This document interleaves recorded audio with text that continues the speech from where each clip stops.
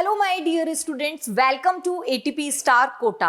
आज हम पढ़ने वाले हैं magnetic effect of electric current, जिसको हम वन शॉट रिवीजन आपका एग्जाम्स के लिए करने वाले हैं। तो रेडी हैं आप? हम स्टार्ट करते हैं magnetic effect of electric current. तो सबसे पहले है magnetic field and magnetic field lines. तो देखिए, मैग्नेटिक फील्ड में सबसे पहले हम पढ़ेंगे फील्ड क्या होता है। फील्ड क्या होता है? फील्ड यानी कि एक स्पेस, ठीक है। अब इसमें स्पेशल क्या है मैम? तो देखिए, इसमें स्पेशल ये है बच्चों कि फील्ड होती है एक तरह का जो फोर्स लगाता है स्पेस में, जो एक तरीका का फोर्स लगाता है एक कैरेक्टर, वो कहलाता है फील्ड। जैसे कि ये जो पेन है, अगर मैं इसे ऐसे डालती हूं नीचे तो ये नीचे गिरता है, तो इस पे एक फोर्स लगता है। तो इस पे कौन सा फोर्स लगता है? तो इस पे एक फोर्स लगता है जिसे हम कहते हैं, इस पे एक फील्ड फोर्स लगता है। लेकिन नीचे क्या है? ग्रेविटी, अर्थ के पास क्या है? ग्रेविटी है। तो हम क्या कहेंगे? इसके पास एक ग्रेविटेशन का फील्ड फोर्स लगता है। इसके पास क्या है? इसके पास, इस ऑब्जेक्ट के पास क्या है? इसके पास है मास। तो मास पर कौन फोर्स लगा रहा है? ग्रेविटेशनल फील्ड फोर्स लगा रहा है, ठीक है। ग्रेविटेशन पे कौन सा फोर्स लग रहा है? फील्ड। तो कौन सा फोर्स लग गया? ग्रेविटेशनल फील्ड फोर्स लग गया। इसी तरह से अगर एक इलेक्ट्रॉन यहां है, दूसरा एक इलेक्ट्रॉन यहां है, या इलेक्ट्रॉन नहीं, हम कहें एक चार्ज यहां है और दूसरा चार्ज मेरे पास यहां है, तो अब मैं कहती हूं ये चार्ज इस चार्ज पर फोर्स लगाता है। तो कौन सा फोर्स लगाता है? तो ये एक इलेक्ट्रिक फील्ड फोर्स लगाता है। कौन सा फोर्स लगा रहा है? इलेक्ट्रिक चार्ज पे कौन सा फोर्स लग रहा है? फोर्स लग रहा है इलेक्ट्रिक फील्ड फोर्स लग रहा है। यानी कि मास पे कौन सा फोर्स लग रहा है? ग्रेविटेशन का फोर्स, ग्रेविटेशनल फील्ड फोर्स लग रहा है। चार्ज पे कौन सा? इलेक्ट्रिक चार्ज पे इलेक्ट्रिक फील्ड फोर्स। यानी कि जो कोई ऑब्जेक्ट जो जिस तरीके का होता है, जो जिसकी कैरेक्टरिस्टिक है, उस पे उसी तरह का फोर्स लगता है। यानी कि मास पे ग्रेविटेशन का और इलेक्ट्रिक चार्ज पे इलेक्ट्रिक फील्ड फोर्स लगता है। तो फोर्स क्या होती है? फोर्स एक अट्रैक्ट, फोर्स क्या होता है? फील्ड फोर्स क्या करता है? ये अट्रैक्ट करता है, ठीक है। Field is characteristic of effect in space due to which an object experience a force. तो ये क्या करता है? एक फोर्स लगाता है। जैसे ग्रेविटेशनल फील्ड फोर्स किस पे लगता है? मास पे। मास, किसी ऑब्जेक्ट का मास होता है तो उस पे कौन सा फोर्स लगता है? ग्रेविटेशनल फील्ड फोर्स लगता है। इलेक्ट्रिकल फील्ड फोर्स किस पे लगता है? इलेक्ट्रिक चार्ज पे लगता है। यानी कि जो होता है उस पे उसी का फोर्स, इलेक्ट्रिक चार्ज पे इलेक्ट्रिक फील्ड फोर्स, मास पे ग्रेविटेशनल फील्ड फोर्स लगता है। चलिए, ये तो बात हो गई एक हमारी फील्ड की। तो देखिए, पुराने टाइम पे क्या होता था? एक स्टोन पाया जाता था और वो उसको हम कहते थे लोड स्टोन। क्या होता था? एक मैग्नेट होती थी, इस तरह से एक छोटी मैग्नेट आती है, बार मैग्नेट, उसको बोला जाता था लोड स्टोन। और उस लोड स्टोन की क्या कैरेक्टरिस्टिक होती थी कि अगर उसको, जैसे ही हम उसको ऐसे सीधा लटकाते थे, इस तरह से करते थे, तो वो अपनी डायरेक्शन चेंज कर लेती। जैसे अगर इसको ऐसे किया तो फिर से वो उसी डायरेक्शन में आ जाती थी, ऐसे किया तो फिर से वो उसी डायरेक्शन में आ जाती थी। तो इसका मतलब हमने दिमाग लगाया, बहुत साइंटिस्ट हुए, उन्होंने सबने सर्च किया कि जरूर अगर कोई चीज अपनी कंडीशन पे वापस आ जाती है, यानी कि अगर वो ऐसे है फिर से वो इस कंडीशन में आ गई, अगर वो ऐसे है फिर से वो इसी कंडीशन में आ जाती है, तो उसने देखा कि वो नॉर्थ साउथ कंडीशन में बार बार आ जाती है। कौन सी? नॉर्थ साउथ में। तो डेफिनेटली इस पे क्या लग रहा होगा? कोई ना कोई फोर्स लग रहा होगा। यानी कि यहां पर अगर मैं एक बार मैग्नेट इस तरह से रख दूं, तो ये इस तरह से रखी हुई है, तो इस पे अगर मैग्नेट यहां पर है तो इस पे एक फोर्स लग रहा है, वो ऊपर की तरफ लग रहा होगा। तो फिर चलिए, इस मैग्नेट को मैं इस तरह से रख देती हूं, तो क्या होता है? इस पे फोर्स ऊपर की तरफ लगता है, और जैसे ही फोर्स लगता है तो ये फिर से इस कंडीशन में आ जाती है। तो फिर मैं इसको इस तरह रख देती हूँ। जब मैं इसको इस तरह रखती हूँ तो इस पर एक फोर्स लगता है, और ये फोर्स लगता है तो फिर से ये ऐसे मूव होती है, फिर से ये सेम कंडीशन में आ जाती है। तो फिर मैं इसको ऐसे रख देती हूँ, ठीक है। जैसे मैं इसको ऐसे रखती हूँ तो इस पर एक फिर से ऊपर की तरफ फोर्स लगता है, और फिर से ये इसी कंडीशन में आ जाती है। तो इसका मतलब क्या हुआ? इस पे बार बार एक फोर्स लग रहा है। तो अभी हमने पढ़ा था कि मास पर कौन सा फोर्स लगता है? ग्रेविटेशन का फोर्स लगता है। इलेक्ट्रिक चार्ज पे कौन सा फोर्स लगता है? इलेक्ट्रिक फील्ड फोर्स लगता है। तो ये क्या थी? हमारे पास थी मैग्नेट। क्या थी ये? मैग्नेट। और इसकी क्या कंडीशन थी कि ये जैसे ही इस पे फोर्स लगता फिर से ये नॉर्थ साउथ डायरेक्शन में आ जाती। अगर इसको ऐसे रखते तो ये ऐसे हो जाती, ऐसे रखते तो फिर से ये नॉर्थ साउथ डायरेक्शन में आ जाती। तो हमें समझ में आया कि इस पर भी एक फोर्स लग रहा है और इसका नाम हम जानते थे, इसका नाम था मैग्नेट। तो इस पे जरूर ना जरूर कोई ना कोई फोर्स लग रहा है, तो हमने इस पे बोला इस पे जो फोर्स लग रहा है वो है मैग्नेटिक फील्ड फोर्स। ठीक है, इस पे कौन सा फोर्स लग रहा है? मैग्नेटिक फील्ड फोर्स लग रहा है। अब ये जो मैग्नेटिक फील्ड लाइंस क्या होती हैं, ये तो बात हो गई मैग्नेटिक फील्ड फोर्स की। अब हमारे पास क्या होता है, एक निडल होता है, हम उस निडल को हम क्या करते हैं, मैग्नेट को यहां रखते हैं। ठीक है, अब यहां पर हम मैग्नेट को रखते हैं, यहां पर ये हमारा नॉर्थ पोल है और ये हमारा साउथ पोल है।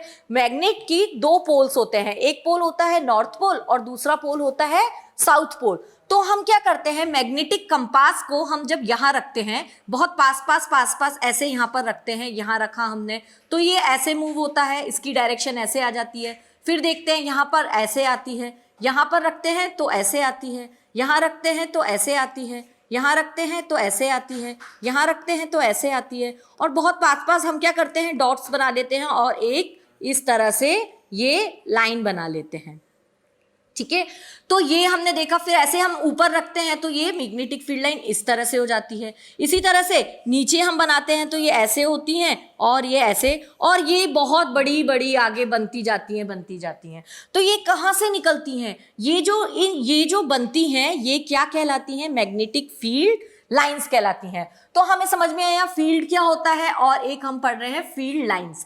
तो मैग्नेटिक फील्ड लाइंस क्या होती हैं, जब हम मैग्नेट रखते हैं और उसके ऊपर हम कंपास रखते हैं, तो कंपास में क्या होता है, नॉर्थ और साउथ पोल होता है। तो उससे क्या होता है, उस टेंजेंट की डायरेक्शन वो क्या बताता है, डायरेक्शन बताता है। उस टेंजेंट पे क्या बताता है, डायरेक्शन बताता है।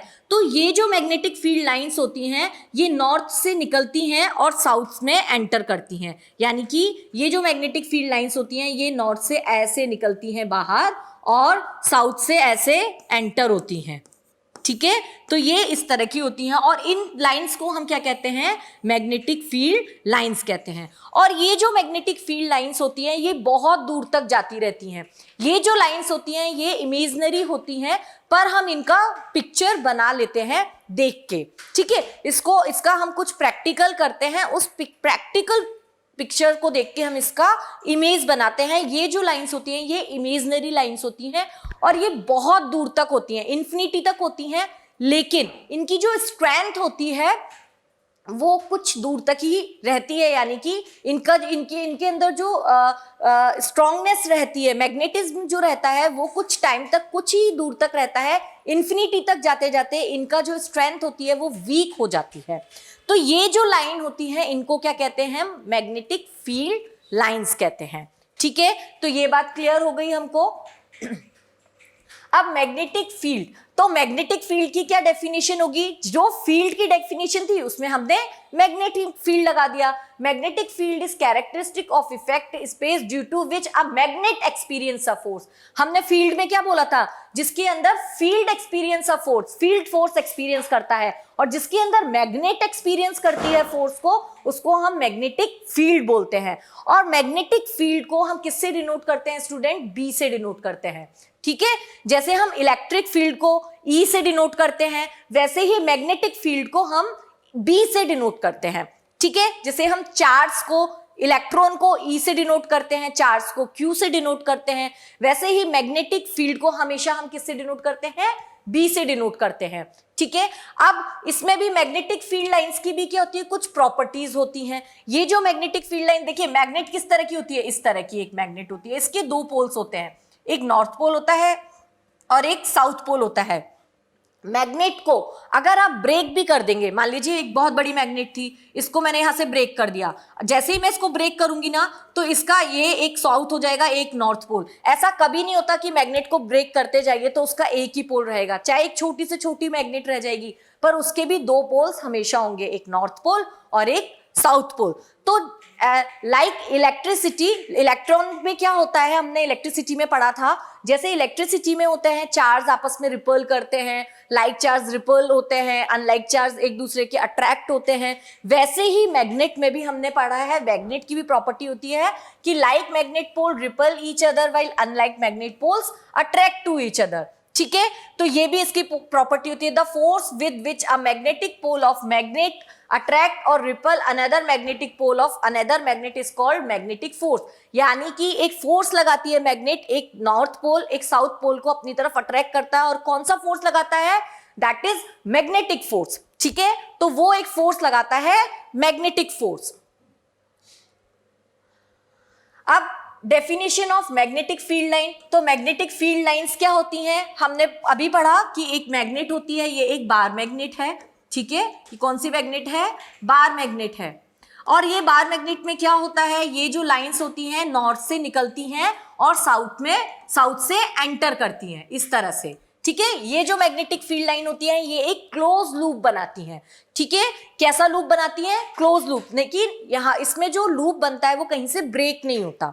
ठीक है, यानी कि ये ऐसे नॉर्थ से निकल के अंदर ऐसे जाएंगी और फिर ये इसके अंदर आ जाएंगी, ऐसे ऐसे ऐसे ऐसे, तो ये एक पूरा क्लोज सर्किल बनता है, क्लोज लूप बनता है। ठीक है, द पाथ स्ट्रेट और curve along which unit north pole move in magnetic field in free to do so is called magnetic line और force of magnetic field lines. तो ये तो डेफिनेशन हो गई इसकी कि नॉर्थ से निकलती हैं और साउथ में एंटर करती हैं।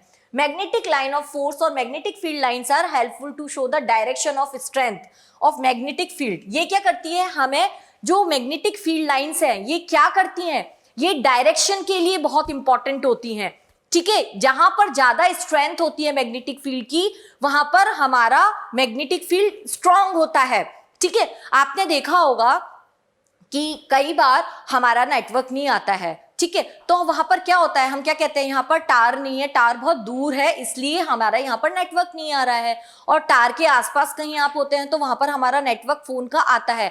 क्यों ऐसा होता है, क्योंकि वहां पर जो मैग्नेटिक फील्ड लाइन की जो स्ट्रेंथ है वो वहां पर कम होती है, और जहां पर टार होता है वहां पर मैग्नेटिक फील्ड लाइन की स्ट्रेंथ ज्यादा होती है। ठीक है, तो ये जो क्या बताती है, ये स्ट्रेंथ जो होती है एक तो एक डायरेक्शन बताने का काम करती है, और ये स्ट्रेंथ सिग्नल को वीक है कि स्ट्रेंथ इसकी पावरफुल है, ये क्या है, ये मैग्नेटिक फील्ड लाइन हेल्प करती है इसके लिए। ठीक है, तो ये होती है मैग्नेटिक फील्ड लाइंस। अब आप एक ऑब्जर्व कर सकते हैं, क्या ऑब्जर्व कर सकते हैं कि या तो आपकी बुक में भी ये एक एग्जाम्पल दिया हुआ है, आपके एनसीईआरटी में गिवन है ये एग्जाम्पल, कि आप ना आयरन फिलिंग लीजिए कहीं पर, जहां पर भी आयरन की फिलिंग हो वहां से आप आयरन फिलिंग लाइए और एक मैग्नेट के पास लेकर जाइए। तो आप जब मैग्नेट के पास उस आयरन फिलिंग को लेकर जाएंगे ना स्टूडेंट, तो वो देखिए इस तरह से ऐसे लाइंस बन जाएंगी, ये ऐसे नॉर्थ से निकलती हुई, ये देखिए ए दिख रही है, ये देखिए कुछ ऐसी है ना, और ये साउथ से एंटर करती हुई इस तरह से, वो आयरन है ना इस तरह से पूरा उस पे चिपक जाती है वो आयरन फिलिंग, और ये इस तरह से ये लाइन बनती है। इसीलिए मैंने कहा था कि ये जो लाइंस होती है ना ये इमेजिनरी लाइंस होती है। कैसी होती हैं ये, इमेजिनरी लाइंस होती हैं। और ये क्या होती है, फिर ये इसके अंदर देखिए ये ऐसे दिख रहा है आपको। तो हम क्या करते हैं, ये जो लाइंस बनती हैं इनको हम क्या बोलते हैं, मैग्नेटिक लाइंस बोलते हैं, मैग्नेटिक फील्ड लाइंस बोलते हैं। तो we will observe that the iron filling are arrange in a pattern, ये हमारा फिगर है इसमें शो किया हुआ है। This pattern consist of series of magnetic line of force around the magnetic. तो हमने देखा मैग्नेट के अराउंड कैसे इसने ये जो आयरन फिलिंग है कैसे फोर्स लगा रही है अपना। ठीक है, तो इसके लिए देखिए आप क्या कर सकते हैं, ये एग्जाम में भी आता है, इस तरह से ये क्वेश्चन आता है कि आप ड्रॉ करिए मैग्नेट का कि किस तरह से मैग्नेटिक फील्ड लाइंस बनती हैं। ठीक है, तो आप क्या करेंगे इसके लिए, plotting of magnetic field lines of a bar magnet, इस तरह से एक क्वेश्चन भी आ सकता है। और आता है आपके आया हुआ है इस तरह का क्वेश्चन कि प्लॉट करिए कि कैसे मैग्नेटिक फील्ड लाइंस बनती हैं। तो उसके लिए देखिए स्टूडेंट्स आपको क्या करना है, सबसे पहले एक बार मैग्नेट लेनी है, ये बार मैग्नेट का नॉर्थ पोल है और ये साउथ पोल है, और आपको क्या लिखना है, एक मैग्नेटिक कंपास लेना है। अब ये जो मैग्नेटिक कंपास आपने लिया है इसको आप रखते जाइए, एक इसका साउथ पोल है और ये नॉर्थ पोल है, तो इसकी देखिए डायरेक्शन ना अपने आप चेंज होती जाएगी। यहाँ पर ये डायरेक्शन है, यहाँ पर इसकी डायरेक्शन ये हो जाती है, यहाँ पर डायरेक्शन ये हो जाती है, यहाँ पर इसकी डायरेक्शन जैसे जैसे बार मैग्नेट पे आप कंपास को रखते जाएंगे और डॉट्स बनाते जाएंगे, एक प्लेन पेपर ले लीजिए, A4 साइज का पेपर लेंगे आप और उस पे बार मैग्नेट रखेंगे और मैग्नेटिक कंपास रखेंगे, तो आपको इस तरह से पूरा ये आप इसका डॉट बना लेंगे और ऐसा ये पूरा मैग्नेटिक फील्ड लाइंस बन जाएंगी। फिर इसके ऊपर बनाएंगे तो ये इस तरह से बन जाएंगी, फिर इसके ऊपर बनाएंगे तो फिर ये इस तरह से बन जाएंगी, ऐसे ही नीचे भी बन जाएंगी ये इस तरह से। ठीक है, तो ये नॉर्थ से निकलती हुई साउथ में एंटर करती हुई ये इस तरह की लाइंस बनती हैं, ये कहलाती है मैग्नेटिक फील्ड लाइंस। तो ये इस तरह का आपको प्लॉट करना पड़ेगा एग्जाम में और आपको पूरा लिखना पड़ेगा कि हम एक पेपर लेते हैं, पेपर पर हमने एक बार मैग्नेट रखी, एक मैग्नेटिक कंपास रखा। अब देखिए यहां पर ये जो बन रहा है ये क्या है, टेंजेंट। ये क्या बता रहा है, मैग्नेटिक फील्ड की डायरेक्शन। देखिए यहां पर जो डायरेक्शन है वो कैसी है, ऐसी है, और यहां पर जो डायरेक्शन है वो कैसी है, ऐसी है। देखिए इतनी सी दूर में ही डायरेक्शन दोनों की चेंज हो गई और यहां पर डायरेक्शन देखिए कैसी है, ऐसी है। तो ये क्या बता रहा है, मैग्नेटिक कंपास क्या बता रहा है, ये इसकी डायरेक्शन को बता रहा है। मतलब एक ही टेंजेंट पर दो मैग्नेटिक फील्ड लाइंस नहीं बन सकती, क्योंकि एक जगह एक ही जैसी डायरेक्शन होगी। देखिए यहां पर डायरेक्शन कैसी है, ऐसी है, और यहां पर डायरेक्शन कैसी है, ऐसी है। ठीक है, यहां पर डायरेक्शन कैसी है, इस तरह से है, यहां पर डायरेक्शन कैसी है, इस तरह से है, यहां पर डायरेक्शन कैसी है, इस तरह से। तो देखिए कितने से इतनी से मैग्नेटिक फील्ड लाइंस हमने बनाई इस पेपर पे। तो देखिए यहां पर हर जगह डायरेक्शन अलग अलग हुई और ये कहलाता है टेंजेंट, और हर टेंजेंट पे डायरेक्शन जो होती है वो अलग अलग होती है। इसीलिए जो मैग्नेटिक फील्ड लाइंस होती हैं वो कभी भी एक दूसरे को कट नहीं कर सकती, कभी भी कट नहीं कर सकती, क्योंकि एक जगह एक ही जैसा, एक ही डायरेक्शन एक बार में एक जैसी ही होती है। ठीक है, तो ये इसका हमने इसका लिखा हुआ है कि कैसे हमने पेपर लिया, क्या किया, वो सब हमने इसके ऊपर लिखा हुआ है। ठीक है, तो आपको वही सब इसमें लिखना है। उसके बाद आप देखिए कि प्रॉपर्टीज क्या होती है मैग्नेटिक फील्ड लाइंस की। ठीक है, तो मैग्नेटिक फील्ड लाइंस की properties of magnetic lines of force. तो अब ये जो मैग्नेटिक फील्ड लाइंस होती हैं जो हमने देखी, ये नॉर्थ से निकलती हैं, साउथ तक जाती हैं, साउथ से एंटर करती हैं, इनकी ये प्रॉपर्टीज क्या क्या होती है। पहली बात, अभी मैंने एक बात समझाई कि ये दोनों आपस में एक दूसरे को कट नहीं कर सकती, यानी कि मैग्नेटिक फील्ड लाइन कभी भी एक दूसरे को कट नहीं करेगी। मान लीजिए ये मैग्नेट है, ये इसका नॉर्थ पोल है और ये साउथ पोल है, तो ये नॉर्थ से इस तरह से निकलेंगी यहां से, ठीक है, और ये साउथ में ऐसे एंटर होंगी। ठीक है, तो ये ऐसे, ये सॉरी इसको थोड़ा ऐसे बनाएंगे, ये इस तरह से। तो जैसे ये मैंने इसको कट कर दिया, तो ये ऐसे कट नहीं हो सकती, ये गलत है। ठीक है, क्योंकि एक टेंजेंट पर ये एक ही डायरेक्शन में होती है। ठीक है, तो ये कभी भी, ये रूल गलत हो गया, ये दोनों कभी भी आपस में एक कट नहीं करती। दूसरा कि ये जो मैग्नेटिक फील्ड लाइन है ये हमेशा क्या बनाती है, क्लोज कर्व बनाती है। कैसा कर्व बनाती है, क्लोज कर्व बनाती है। तो देखिए फिर से हम स्टार्ट करते हैं। Magnetic lines of force emerge from a magnet end pole and the enter the S pole. ये एन से स्टार्ट होती हैं और एस में एंटर करती हैं। But magnetic field line run from S pole to N pole within the magnet. लेकिन magnet के अंदर ये कैसे जाती है, एस से एन, और मैग्नेट के बाहर कैसे जाती है, ये एन टू एस। ठीक है, ये बात, ये चीज बहुत इंपॉर्टेंट है और ये आपको याद रखनी है। दूसरी क्या प्रॉपर्टी है, देखिए स्टूडेंट्स, ये पूछा जाता है आपसे एग्जाम में कि प्रॉपर्टीज बताइए मैग्नेटिक फील्ड लाइंस की। तो आपको ये एक या दो प्रॉपर्टी, तीन प्रॉपर्टी, जितने मार्क्स का क्वेश्चन है उसके अकॉर्डिंग आपको प्रॉपर्टीज बतानी पड़ेगी। मान लीजिए ये 3 मार्क्स का क्वेश्चन है, तो आपको 3 प्रॉपर्टी तो एटलीस्ट बतानी ही पड़ेंगी उसकी। ठीक है, तो फर्स्ट प्रॉपर्टी क्या बताएंगे, यहां से एन से एंटर करती हैं और एस से एन से बाहर जाती हैं और एस से एंटर करती हैं और अंदर एस से एन की तरफ जाती हैं। ये एक प्रॉपर्टी हो गई। दो मैग्नेटिक लाइंस कभी भी एक दूसरे को कट नहीं कर सकती हैं, ये दूसरी प्रॉपर्टी हो गई। The tangent of any point of the magnetic field line gives the direction of magnetic field that point. Tangent का क्या मतलब है, मैंने अभी समझाया था। जैसे हम यहाँ पर ये मैग्नेट रखते हैं और यहाँ पर ये मैग्नेटिक फील्ड लाइन बनती है, तो यहाँ पर हमने कंपास रखा, तो यहाँ की जो डायरेक्शन है वो इस तरह से हो गई, और यहाँ पर अगर हमने कंपास रखा तो इसकी डायरेक्शन इस तरह से। तो ये जो डायरेक्शन है ये क्या कहलाएगा, इसका टेंजेंट। और टेंजेंट क्या बताता है, इसकी डायरेक्शन को बताता है। स्टूडेंट्स ये बात समझ में आ रहा है बच्चों कि ये क्या बताता है, जो मैग्नेटिक फील्ड लाइंस का जो टेंजेंट होता है ये इसकी क्या बताता है, डायरेक्शन को बताता है। ठीक है, और no two magnetic field line can intersect each other. दो मैग्नेटिक फील्ड लाइन एक दूसरे को इंटरसेक्ट नहीं कर सकती हैं। तो ये तीसरा सबसे इंपॉर्टेंट पॉइंट हो गया। ठीक है, तो हमने ये देखा कि ये एक दूसरे को, ये जो हमारा फिगर है इसमें हम देख रहे हैं कि ये जो मैग्नेटिक फील्ड लाइंस है ये एक दूसरे को इंटरसेक्ट नहीं कर रही हैं। तो ये 3 प्रॉपर्टीज मैंने लिखी हैं इसमें, ठीक है। तो और आप लिख सकते हैं कि ये एक 4th प्रॉपर्टी बता सकते हैं कि ये क्लोज कर्व भी बनाती हैं, ठीक है।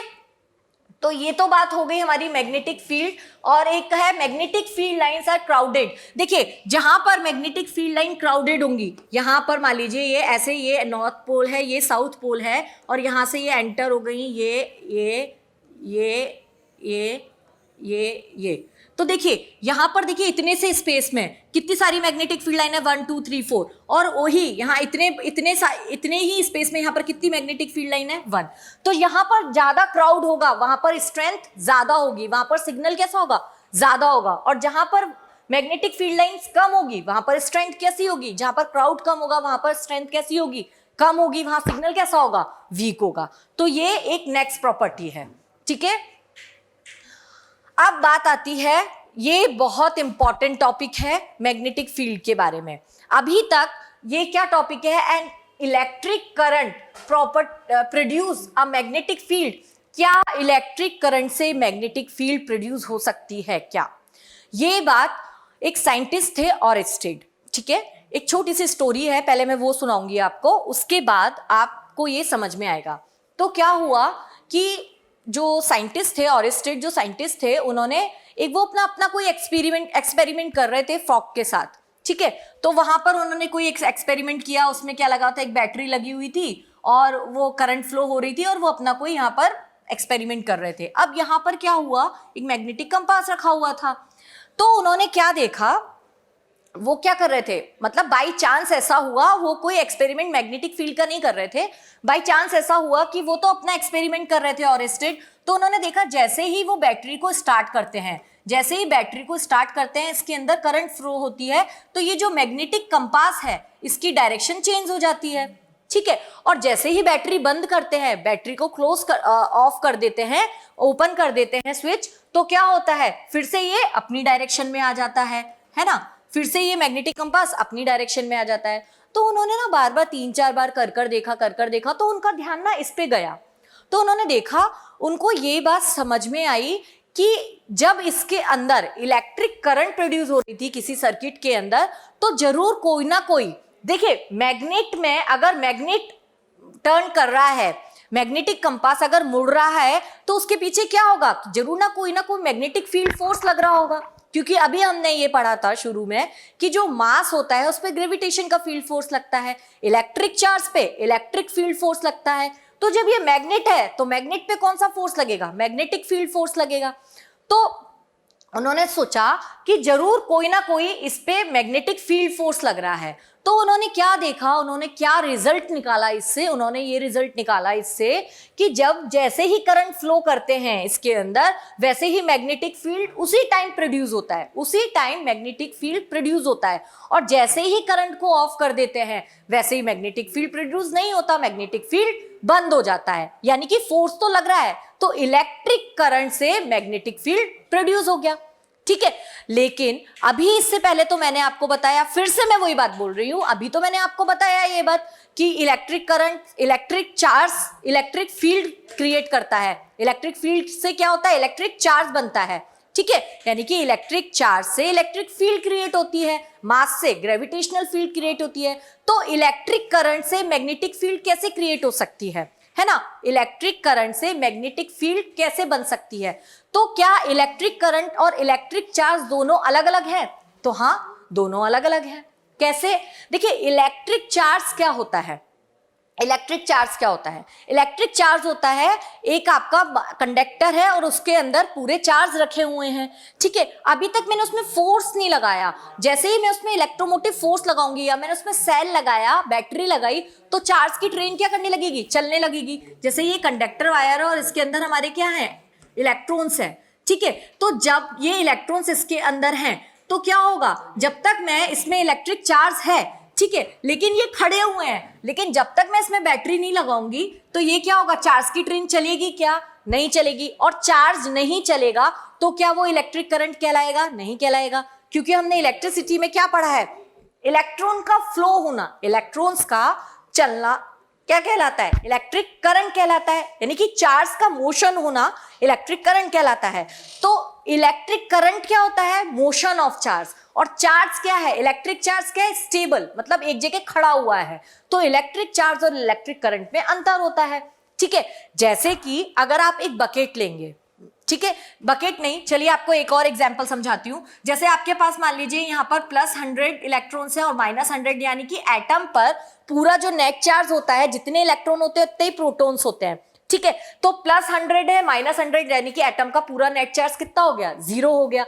अब मैं यहां से एक बैटरी लगाती हूं और इस बैटरी को इससे ऐड करती हूँ। अब मैं यहाँ से +10 इलेक्ट्रॉन, +10 बैटरी पे चार्ज देती हूँ, +10 इलेक्ट्रॉन इसके पास गए और और यहाँ से -10 होकर निकल गए। यानी कि अब क्या हुआ? +10 इलेक्ट्रॉन जैसे ही दिया तो इलेक्ट्रॉन चले और वो यहाँ से जो +10 थे वो वहां से निकल गए। फिर से क्या बचा हमारे पास? +10 और +100 और -100, फिर से एटम क्या हो गया? 0 हो गया।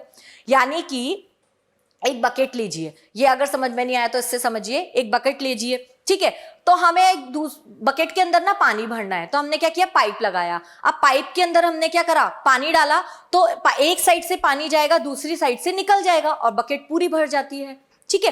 तो क्या उस पाइप के अंदर पानी है? पाइप के अंदर तो पानी नहीं था, लेकिन बकेट फिर भी पूरी भर गई। कैसे? क्योंकि हमने इसमें से 100 बाल्टी पानी डाला और 100 बाल्टी निकल गया। तो वो क्या हुआ? जितनी बाल्टी हमने पानी डाला, पानी का फ्लो होना, यानी कि इलेक्ट्रिक करंट, चार्ज का फ्लो होना क्या कहलाता है? Electric current. तो चार्ज उसमें फ्लो हो गए और उतने ही चार्ज उसमें से निकल गए, यानी कि 100 बाल्टी पानी एक साइड से डाली, 100 बाल्टी पानी बाल्टी में भर गई, है ना। 100 बाल्टी पानी हमने एक साइड से डाला, दूसरी साइड में 100 बाल्टी, 100 बकेट पानी हमने भर लिया। तो क्या पाइप के अंदर पानी रहा? नहीं रहा। उसी तरह से जो इलेक्ट्रिक चार्ज है वो तो स्टेबल रहते हैं, जब तक उसमें हम करंट फ्लो नहीं कराएंगे, जब तक उसके अंदर हम बैटरी नहीं लगाएंगे, तब तक वो करंट फ्लो नहीं करेगी। तो उसी तरह से उन्होंने समझाया, ऑरेस्टेड ने क्या समझाया कि इलेक्ट्रिक करंट से मैग्नेटिक फील्ड प्रोड्यूस होती है, ठीक है। तो ये स्टोरी आपको समझ में आ गई कि कैसे इलेक्ट्रिक करंट, इलेक्ट्रिक चार्ज और इलेक्ट्रिक करंट में क्या डिफरेंस होता है और कैसे इलेक्ट्रिक करंट से मैग्नेटिक फील्ड प्रोड्यूस होती है। तो उन्होंने क्या बताया? जैसे ही इसके अंदर इलेक्ट्रिक करंट प्रोड्यूस होती है, वैसे ही मैग्नेटिक कंपास की डायरेक्शन चेंज हो जाती है, यानी कि मैग्नेटिक फील्ड उस टाइम प्रोड्यूस हो रही है। और जैसे ही इलेक्ट्रिक चार्ज बंद हो जाता है, यानी कि हम इलेक्ट्रिक करंट देना बंद कर देते हैं, वैसे ही मैग्नेटिक कंपास अपनी पोजीशन पे आ जाता है। तो ये उन्होंने बताया कि इलेक्ट्रिक करंट से भी मैग्नेटिक फील्ड प्रोड्यूस होती है। इससे पहले हम क्या करते थे?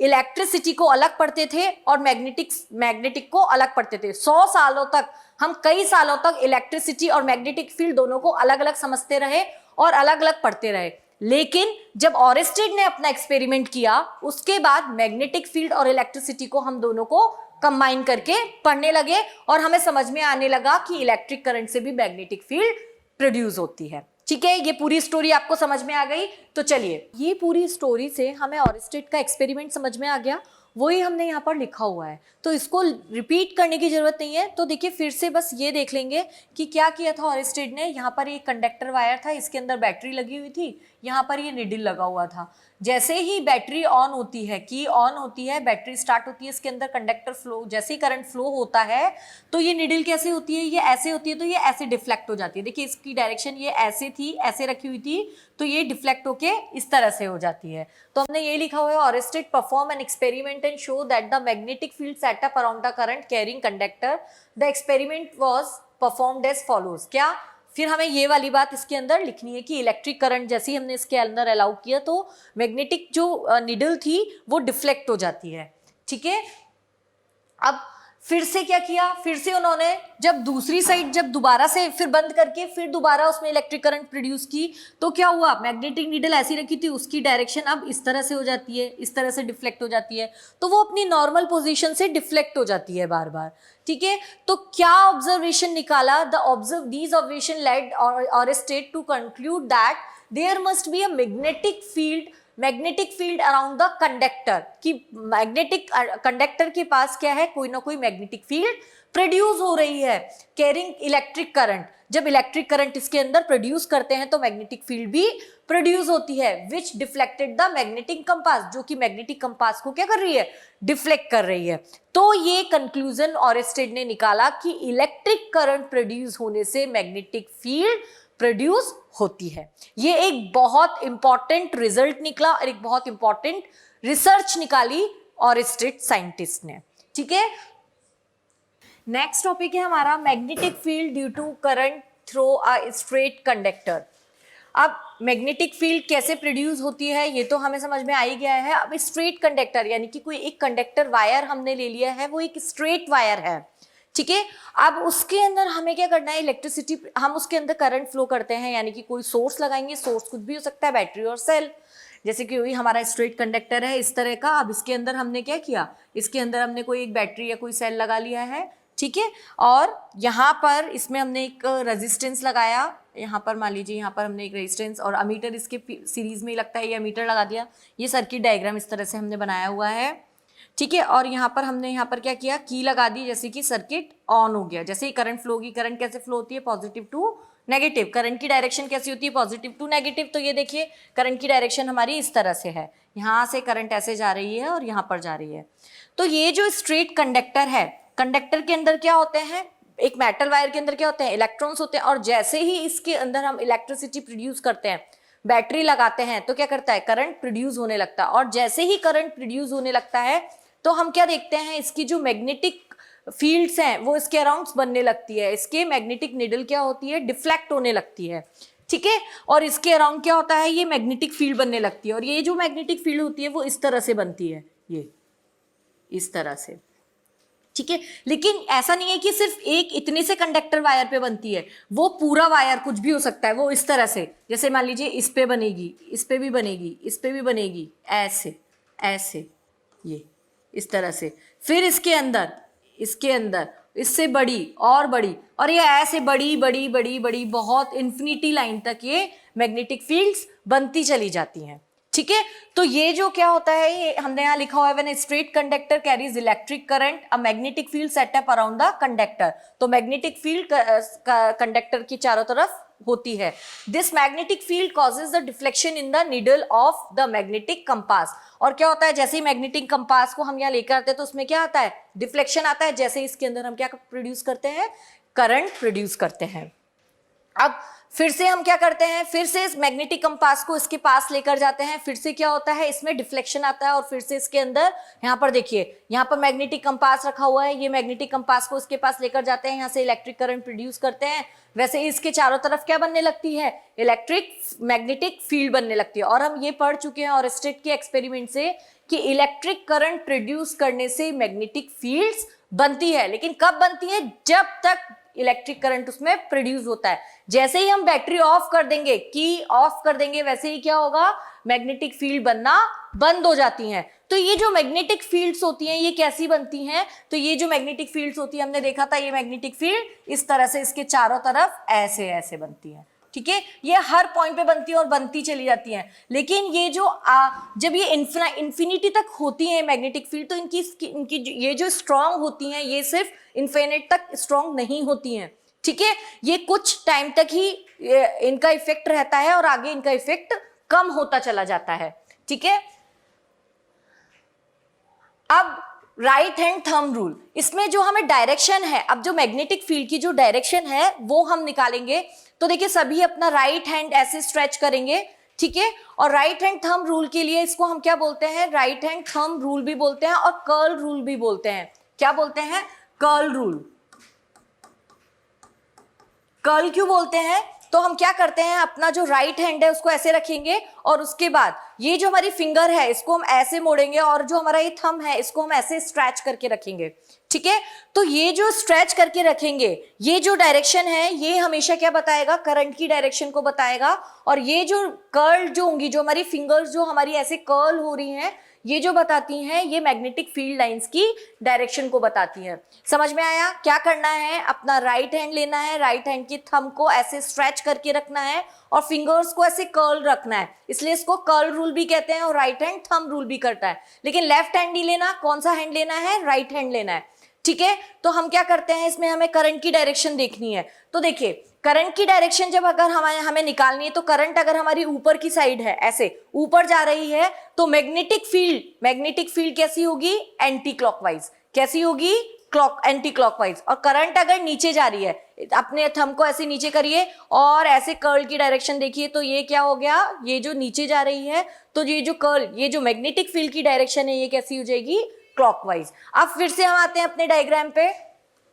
देखिए अब यहां पर देखिए करंट की डायरेक्शन कैसे है, नीचे की तरफ।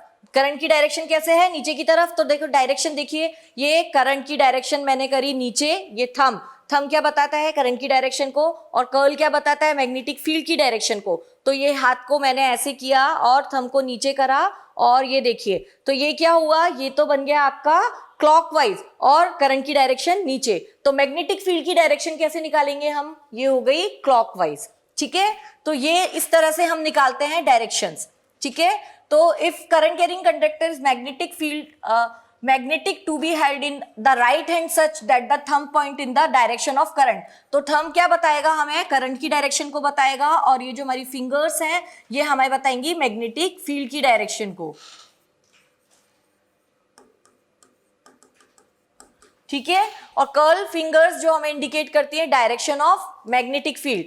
फिर से if current conductor flow in the upward direction, अगर करंट हमारी ऊपर की तरफ है तो मैग्नेटिक फील्ड हमारा एंटी क्लॉकवाइज। तो direction of magnetic field around the conductor is anti clockwise. ठीक है, तो ये हम इस तरह से निकाल सकते हैं हमारा राइट हैंड थंब रूल से। अब अगर हमारी करंट की डायरेक्शन नीचे है तो ये हमारी मैग्नेटिक फील्ड हो जाएगी क्लॉकवाइज। क्या, नीचे जैसे ही करेंगे इसको थंब को, तो ये करंट की डायरेक्शन है, ये मैग्नेटिक फील्ड की, ये हो जाएगी क्लॉकवाइज। ठीक है, तो यही हमने इसमें लिखा हुआ है, जब करंट हमारा नीचे की तरफ है, थंब हमारा नीचे है, तो मैग्नेटिक फील्ड क्या होगी, क्लॉकवाइज होगी। अब है magnetic field due to current through a circular wire और लूप। अभी तो देखिए हमने स्ट्रेट वायर लिया, ठीक है, स्ट्रेट वायर लिया था, उसके अंदर हमने करंट फ्लो कराई, तो हमने देखा मैग्नेटिक फील्ड उसके चारों तरफ इस तरह होती है। ठीक है, अब हमने क्या कर लिया, एक लूप कॉइल ले ली। ठीक है, एक सर्कुलर लूप ले लिया, सर्कुलर कॉइल ले ली, यानी कि सर्कुलर कॉइल कैसे, ये है ना, इसके अंदर। तो इसमें क्या होगा, इसमें जो करंट फ्लो होगी वो कैसे होगी, अभी तो जो स्ट्रेट था उसके अंदर ऐसे ऐसे हो रही थी। ठीक है, अब इस कंडक्टर को, ये जो कंडक्टर वायर है, इसको मैं, ये जो स्ट्रेट कंडक्टर वायर है, इसको मैं क्या कर रही हूं, ऐसे ऐसे ऐसे ऐसे ऐसे, ये देखिए, ये छोटा स्ट्रेट कंडक्टर वायर है, इसको मैंने मोड़ दिया और एक कॉइल बना दी, यानी कि एक सर्कुलर लूप बना दिया है। तो क्या वो एक स्ट्रेट कंडक्टर, यानी कि इतना सा अगर हम कंडक्टर देखें तो ये क्या है, एक स्ट्रेट कंडक्टर है। ये फिर मुड़ गया, फिर ये भी इतना सा क्या है, एक स्ट्रेट कंडक्टर है। फिर ये देखा तो ये भी एक स्ट्रेट कंडक्टर, और स्ट्रेट कंडक्टर में जो हमारी मैग्नेटिक फील्ड्स बनती हैं वो कैसे बनती है, ऐसे। तो इसमें कैसे बनेंगी, ऐसे, ये। ठीक है, ये इतनी छोटी छोटी नहीं होती। उसी तरह से अगर इसको हम बनाएंगे तो इसमें ये ऐसे बड़ी बड़ी, ये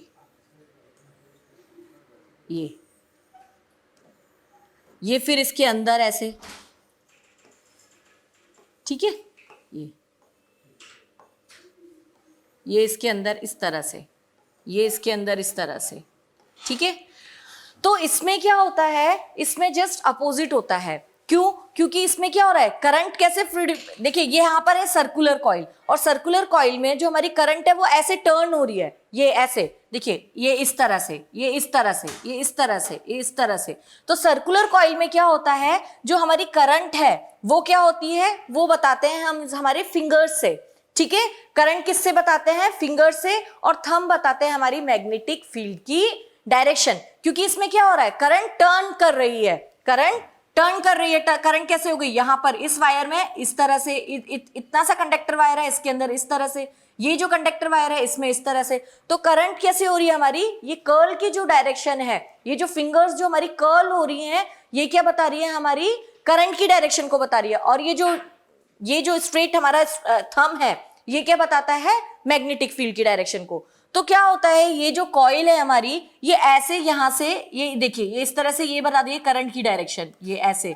तो ये क्या होती है, धीरे धीरे ये यहां से ऐसे टर्न करती है और यहां जाके बीच में स्ट्रेट हो जाती है। फिर ये यहां से तो टर्न करती है, लेकिन धीरे धीरे यहां जाके यहाँ पर ये स्ट्रेट शो करती है।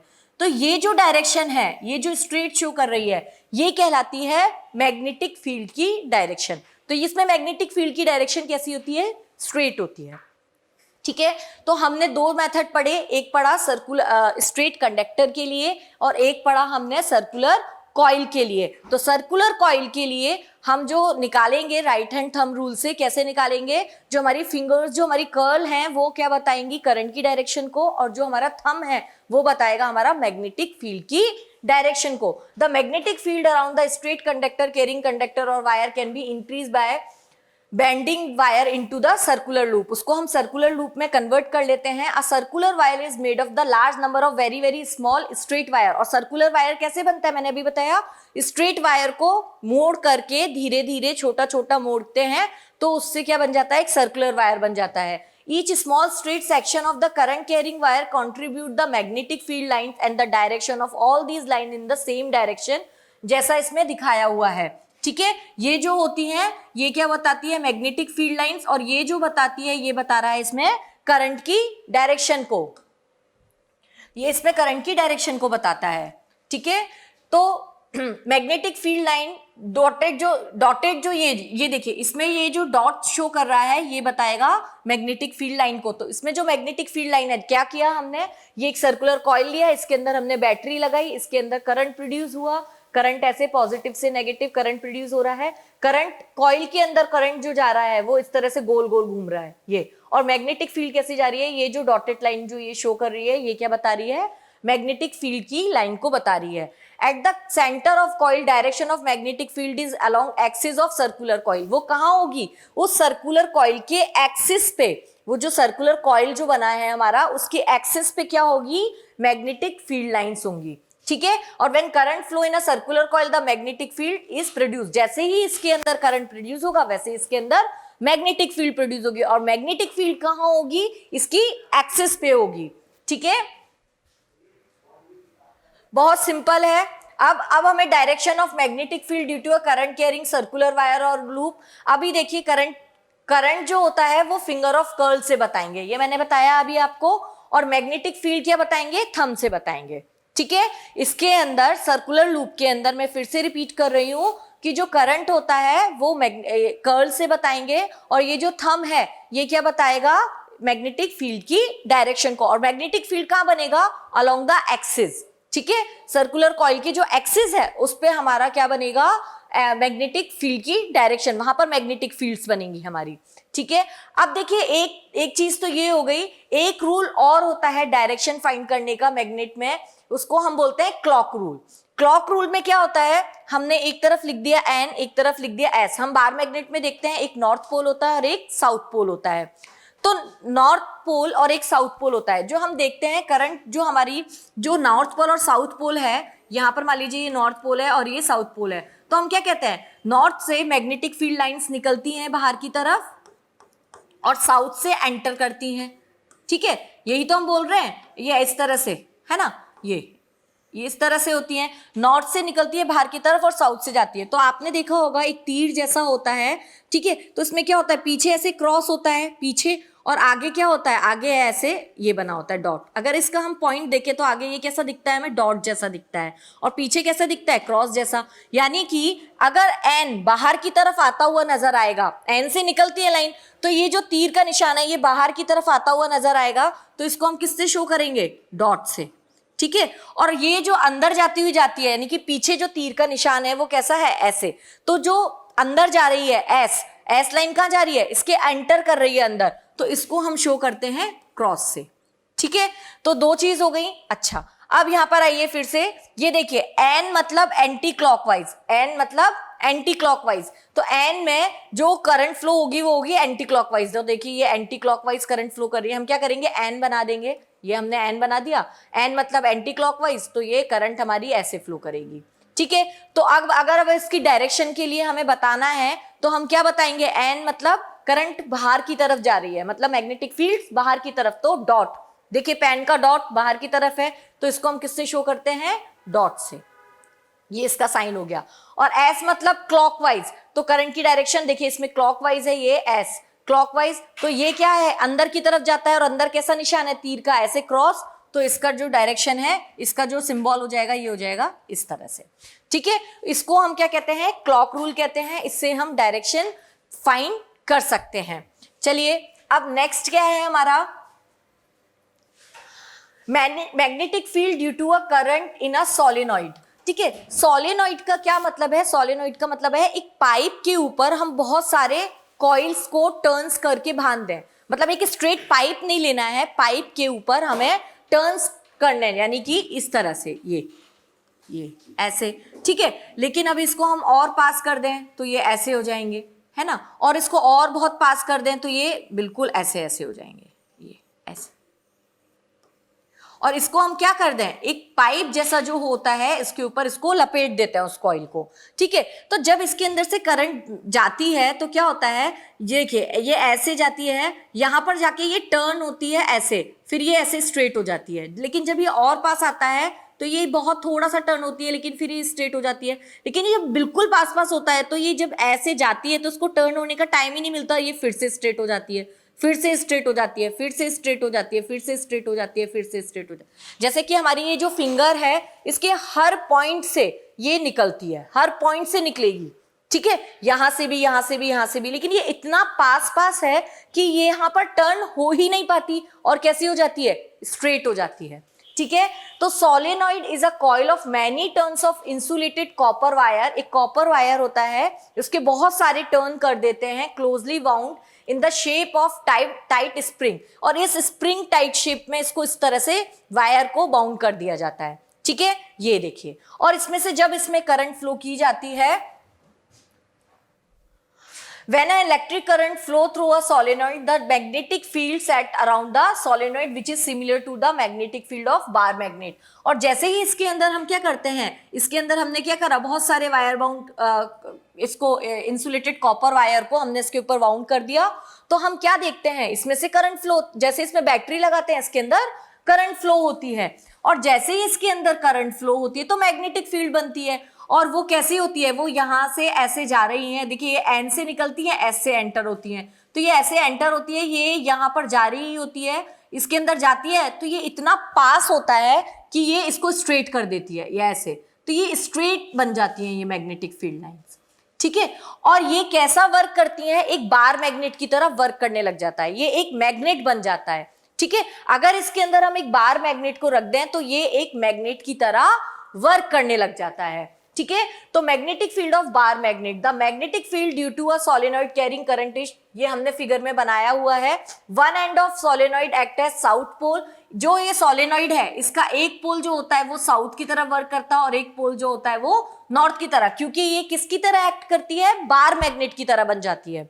ठीक है, जो बार मैग्नेट हम पढ़ रहे हैं वो इसकी तरह बन जाती है सोलेनॉइड में।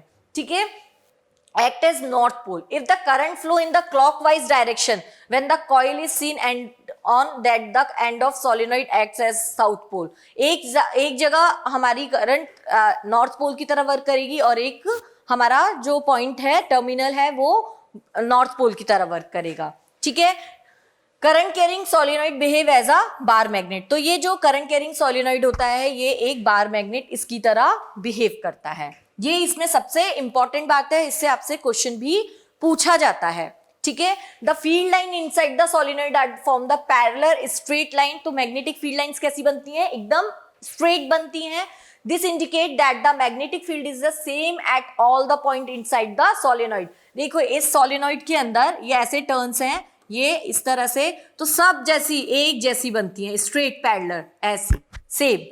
ठीक है, ये सब मैग्नेटिक फील्ड लाइन एकदम स्ट्रेट बनती हैं, और अगर इसको हम बना दें तो ये कैसा वर्क करता है, एक मैग्नेट की तरह वर्क करता है। ये बार मैग्नेट की, इसका एक पोल एन होता है और एक साउथ, एक नॉर्थ की तरह एक साउथ की तरह। That is the field of is uniform inside the solenoid. Uniform का क्या मतलब है, सिमिलर, एक जैसा होता है सोलेनॉइड के अंदर, मैग्नेटिक फील्ड लाइन सिमिलर होती हैं। ठीक है, a strong magnetic field produced inside the solenoid can be used to magnetize a piece of magnetic material like soft iron when placed inside the coil. The magnet so form is called the electromagnet। अब ये electromagnet क्या होता है, अगर इसके पास हम कोई एक मैग्नेट को लेकर जाते हैं तो ये क्या करता है, ये एक सॉफ्ट आयरन कोर का बना हुआ होता है। तो अगर हम इसके पास कोई सॉफ्ट आयरन अगर लेकर जाते हैं, इस मैग्नेट के पास, ये जो बार मैग्नेट है इसके पास अगर हम कोई सॉफ्ट आयरन को लेकर जाते हैं यहाँ पर, तो ये क्या करता है, ये इस पीस को उठा लेता है, ये इस पीस को उठा लेता है ऐसे। ठीक है, तो ये क्या होता है, क्योंकि सॉफ्ट आयरन होता है, सॉफ्ट आयरन में मैग्नेटाइज ज्यादा होता है, ठीक है, तो वो इसको एकदम से स्ट्रॉन्ग तरीके से इसको पकड़ लेता है, और इसको हम क्या कहते हैं, इलेक्ट्रोमैग्नेट। क्योंकि ये जो है ये जो सोलेनॉइड है ये कैसा हो गया, अब बार मैग्नेट की तरह वर्क कर रहा है, ठीक है। और जब इसके पास हम एक सॉफ्ट आयरन को लेकर जाते हैं, एक आयरन पीस को हम लेकर जाते हैं, तो ये इसको क्या करता है, पकड़ लेता है। और when a place inside the coil, इसके कॉइल के पास इसको रखा जाता है, तो the magnet so form is called an electromagnet, और इसको हम क्या कहते हैं, इलेक्ट्रोमैग्नेट कहते हैं। तो सॉफ्ट आयरन को क्यों यूज किया जाता है, सॉफ्ट आयरन में मैग्नेटाइज ज्यादा होता है। सॉफ्ट आयरन में क्या होता है, देखिए कोई भी अगर मैग्नेट होती है, इसको मैं थोड़ा सा डीपली आपको समझा देती हूँ। कोई भी जो मैग्नेट होती है ना, उसके अंदर ना करंट फ्लो होती रहती है, इस तरह से, इस तरह से, ऐसे ऐसे, इस तरह से ये चार्ज फ्लो होते रहते हैं, अलग अलग डायरेक्शन में इस तरह से फ्लो होते रहते हैं। जो मैग्नेट हम देखते हैं उसके अंदर ऑलरेडी चार्ज फ्लो होते रहते हैं, लेकिन जैसे ही हम इसके अंदर करंट फ्लो कराते हैं, ठीक है, या एक दूसरी मैग्नेट इसके पास लेकर जाते हैं, इसमें करंट फ्लो कराते हैं, तो ये क्या करता है, जैसे ही करंट फ्लो होता है तो ये सीधे एक जो भी चार्ज ऐसे उल्टे सीधे फ्लो हो रहे होते हैं, इन सबको पकड़ पकड़ के क्या करता है, सीधा कर देता है, ऐसे स्ट्रेट कर देता है, ये इस तरह से कर देता है, ठीक है। और जैसे ही हम की को ऑफ करते हैं, बैटरी करंट इसमें ऑफ करते हैं, वैसे ही ये फिर से क्या करते हैं, अपनी कंडीशन में आ जाते हैं, ठीक है, फिर से ये अपनी इस कंडीशन में आ जाते हैं। तो आपने देखा है क्रेन को, देखा है क्रेन क्या करती है, क्रेन किसी भी मटेरियल को अगर उठाती है, कोई लोहे की चीज को किसी को उठाती है, तो क्या करती है, ऐसे उसको पकड़ती है जब तक उसमें इलेक्ट्रिक करंट प्रोड्यूस होती है, और जैसे ही हम उसमें की ऑफ कर दें, इलेक्ट्रिक करंट को ऑफ कर दें, वैसे ही उसको छोड़ दें, तो फिर से वो अपनी कंडीशन में आ जाता है, ठीक है। तो वो क्या होता है, इलेक्ट्रोमैग्नेट प्रिंसिपल पे वर्क करता है। जो क्रेन होती है वो कौन सी प्रिंसिपल पे वर्क कर रही है, इलेक्ट्रोमैग्नेट प्रिंसिपल पे वर्क कर रही है, ठीक है। तो ये बात समझ में आ गई। अब है force on a current carrying conductor in a magnetic field. अब मैग्नेटिक फील्ड में हमें करंट कैरिंग कंडक्टर में फोर्स के बारे में बताना है, ठीक है। देखिए फोर्स के बारे में क्या बताना है, जब हम एक कोई कंडक्टर वायर लेते हैं, सबसे पहले तो इसमें जो बात हो रही है force on a current carrying conductor, तो किसके लिए बात हो रही है, कंडक्टर के लिए बात हो रही है, तो मतलब कि हमें कंडक्टर वायर के लिए ही फोर्स निकालना होगा, ठीक है, ये बात हमें क्लियर हो गई। अब यहां पर हम क्या करेंगे, एक कंडक्टर वायर लेंगे, ये जो हमने कंडक्टर वायर लिया, ठीक है। अब देखिए दो तरह की मैंने अभी आपको साइन बताए थे, एक बताया था मैग्नेटिक फील्ड क्लॉकवाइज होती है और एक होती है एंटी क्लॉकवाइज होती है। तो जो हमारी अंदर एस होता है, मतलब कि हमारी जो मैग्नेटिक फील्ड की लाइंस होती हैं, देखिए एक तो होता है हमारा डॉट, ये तो हमारा होता है एंटी क्लॉकवाइज के लिए, एन के लिए, और एक होता है हमारा क्रॉस, यानी कि मैग्नेटिक फील्ड क्या है, अंदर की तरफ जा रही है, और ये क्या है, बाहर की तरफ आ रही है, तो ये होता है हमारा एस, ठीक है। तो हमने एक मैग्नेटिक फील्ड्स बना ली, मैग्नेटिक फील्ड की बना लिया कि मैग्नेटिक फील्ड क्या है, हमारी अंदर की तरफ है, इस तरह से, है ना, यानी कि ये जो क्रॉस है ये क्या बता रहा है, मैग्नेटिक फील्ड का है, हमारी अंदर की तरफ जा रही है। और इसके अंदर हम क्या करते हैं, एक कंडक्टर को प्लेस कर देते हैं, ये हमने कंडक्टर को प्लेस कर दिया। अब उस कंडक्टर में हम क्या करते हैं, एक बैटरी लगा देते हैं, इस हमने एक कंडक्टर में बैटरी लगा दी।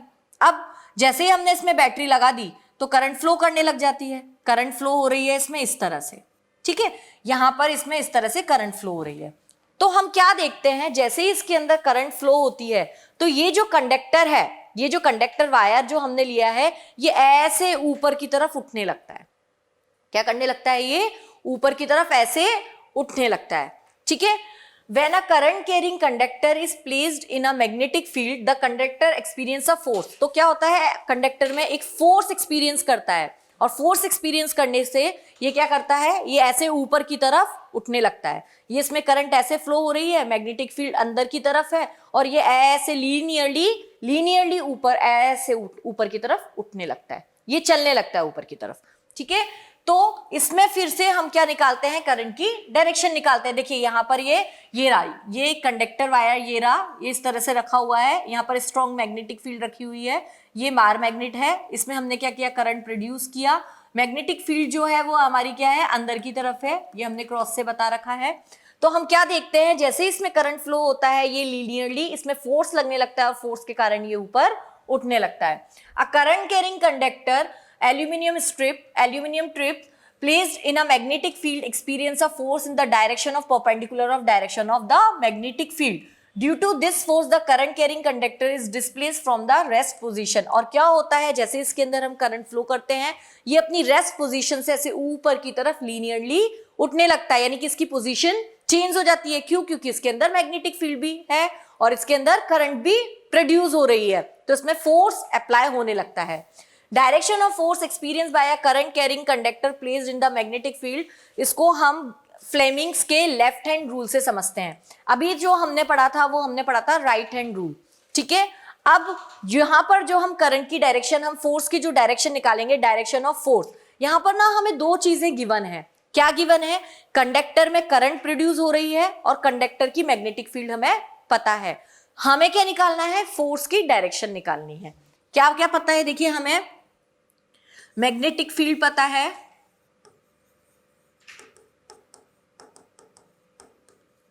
और हमें क्या पता है? करंट। हमें क्या निकालना है इसमें? फोर्स। डायरेक्शन ऑफ फोर्स इसके अंदर हमें निकालना है। दो चीजें हमें पता है, फोर्स हमें निकालना है। अब हम इसमें क्या करते हैं, अपना जो लेफ्ट हैंड है वो यूज करेंगे, राइट हैंड नहीं, लेफ्ट हैंड। सभी स्टूडेंट्स ऐसे अपना लेफ्ट हैंड रखेंगे, ठीक है। अब देखिए, ये जो होता है, ये जो हमारी फोर फिंगर जो होती है, ये वाली ये बताती है मैग्नेटिक फील्ड की डायरेक्शन को, और ये वाली जो फिंगर है ये बताइए हमारी करंट की डायरेक्शन को, ठीक है। तो मैग्नेटिक फील्ड की डायरेक्शन को हमारी ये वाली फोर फिंगर बताती है, जिससे हम इशारा करते हैं ऐसे, ठीक है। इससे हम इशारा करते हैं ऐसे, ये बताती है हमारी मैग्नेटिक फील्ड की डायरेक्शन को, और ये बताता है हमारी करंट की डायरेक्शन को, ठीक है। और ये जो बताता है, ये हमारी बताती है फोर्स की डायरेक्शन को, फोर्स कैसे लग रहा है, फोर्स की डायरेक्शन को, ठीक है। तो सभी स्टूडेंट्स रेडी हैं? स्टार्ट करें। अपना अपना लेफ्ट हैंड ऐसे रखेंगे और फिर इसको इस तरह से बनाएंगे। देखिए, ये तीनों एक दूसरे के 90 डिग्री होने चाहिए, ठीक है। कैसा होना चाहिए? तीनों को 90 डिग्री होने चाहिए, शेप नहीं चेंज होनी चाहिए। एंगल अगर जैसे ही आपका चेंज हो गया, आप फोर्स की डायरेक्शन नहीं फाइंड कर पाएंगे। तो हमें ना अपने हाथ को घुमाने की इतनी प्रैक्टिस होनी चाहिए कि हमारी जो एंगल है वो चेंज नहीं हो, है ना। अपने हैंड को इतना प्रैक्टिस हमें करनी है कि जो हमारा एंगल है वो चेंज नहीं हो। तो सबसे पहले हमें समझ में आ गया, ये जो फिंगर है, फोर फिंगर जो हमारी होती है, इसको, ये हमारी मैग्नेटिक फील्ड की डायरेक्शन जिससे हम इशारा करते हैं, ये मैग्नेटिक फील्ड की डायरेक्शन। ये वाली जो फिंगर है ये हमारी करंट की डायरेक्शन, और ये जो हमें बताती है, ये हमें बताती है फोर्स की डायरेक्शन, ठीक है।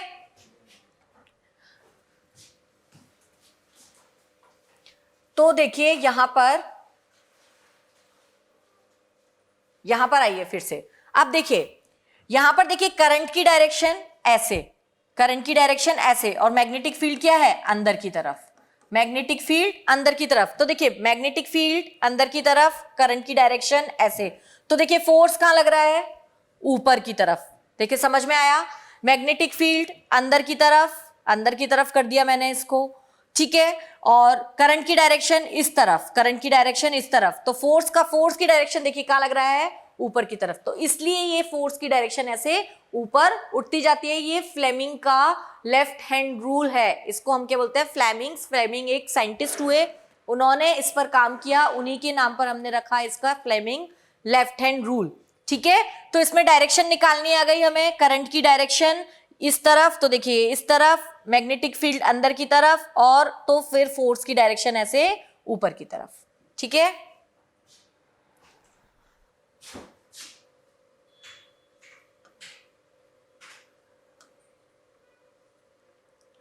तो इसमें हमने वही लिखा हुआ है कि हमारे स्ट्रेच करना है लेफ्ट हैंड को, उसके बाद थंब को स्ट्रेच करना है। फर्स्ट फिंगर और central finger are the naturally perpendicular to each other. तीनों क्या होनी चाहिए? ये जो दोनों हैं ये एक दूसरे से क्या होनी चाहिए? परपेंडिकुलर, यानी कि 90 डिग्री पे होनी चाहिए। If the first finger point of the direction of the magnetic field and the centre finger is the direction of current. First finger क्या बताती है? मैग्नेटिक फील्ड की डायरेक्शन। सेकंड क्या बताती है? ये वाली हमें करंट की डायरेक्शन। तो थर्ड हमें क्या निकालना है? फोर्स। तो थंब क्या बताएगा हमें? फोर्स की direction. Then the thumb will be point the direction of motion, ठीक है। तो ये है हमारा लेफ्ट हैंड रूल। अब हमारा नया टॉपिक एक आता है इलेक्ट्रिक मोटर। इलेक्ट्रिक मोटर किस प्रिंसिपल पे वर्क करता है, ये क्या करता है, इसको हम पढ़ते हैं। देखिए, introduction. Electric motor converts electrical energy को मैकेनिकल एनर्जी में जो कन्वर्ट करती है उसे हम क्या कहते हैं, इलेक्ट्रिक मोटर। क्या करता है इलेक्ट्रिक मोटर, इलेक्ट्रिक एनर्जी को मैकेनिकल एनर्जी में कन्वर्ट कर रहा है।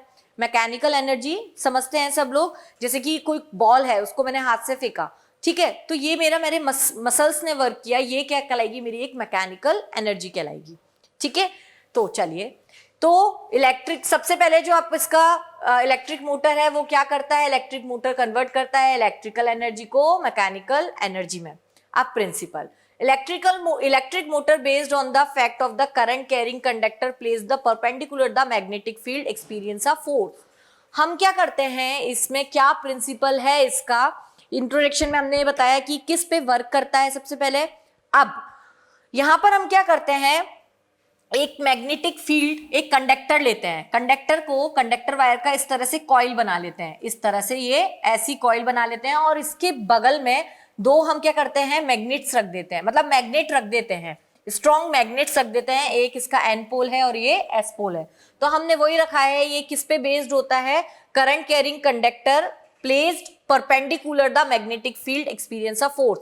उसको हम क्या करते हैं, मैग्नेटिक फील्ड, यहाँ पर करंट कैरिंग कंडक्टर है, यहाँ पर क्या बनती है, जब इसके पास हम क्या रखते हैं, मैग्नेट रखते हैं, तो इसके अंदर क्या होते हैं, मैग्नेटिक फील्ड प्रोड्यूस होती है, और जैसे ही इसके अंदर मैग्नेटिक फील्ड प्रोड्यूस होती है तो वैसे ही ये क्या करता है, अपना वर्क करने लगता है, ये इलेक्ट्रिकल एनर्जी को मैकेनिकल एनर्जी में कन्वर्ट करने लगता है। तो इसके कुछ पॉइंट्स हैं वो हम देख लेते हैं, क्या क्या इसके कंपोनेंट्स होते हैं। ठीक है, तो सबसे पहले ये एक हमारे लूप है, ये कैसा है, ये कंडक्टर है। ठीक है, ये जो ABCD एक कॉइल जो बनाई है, ये किस चीज की है, ये कंडक्टर वायर है, ये कॉइल है ABCD, इसमें एक एन पोल एस पोल, इसमें हमने एक मैग्नेट रखा हुआ है। ठीक है, इसमें एक स्प्लिट रिंग लगाई जाती है ये, ठीक है, और इसके अंदर हमने क्या लगाया है, ब्रशेस, कार्बन ब्रशेस हैं इसके अंदर। ठीक है, और एक कम्यूटेटर होता है इसके अंदर। ठीक है, तो इसके बारे में एक एक करके हम पढ़ते हैं। सबसे पहले है आर्मेचर कॉइल। आर्मेचर कॉइल क्या होती है, ये जो है हमारी, ये जो कॉइल है इसको हमने बोला है आर्मेचर कॉइल। ये वाली, ये जो रेक्टेंगुलर कॉइल है इसको हम बोल रहे हैं आर्मेचर कॉइल।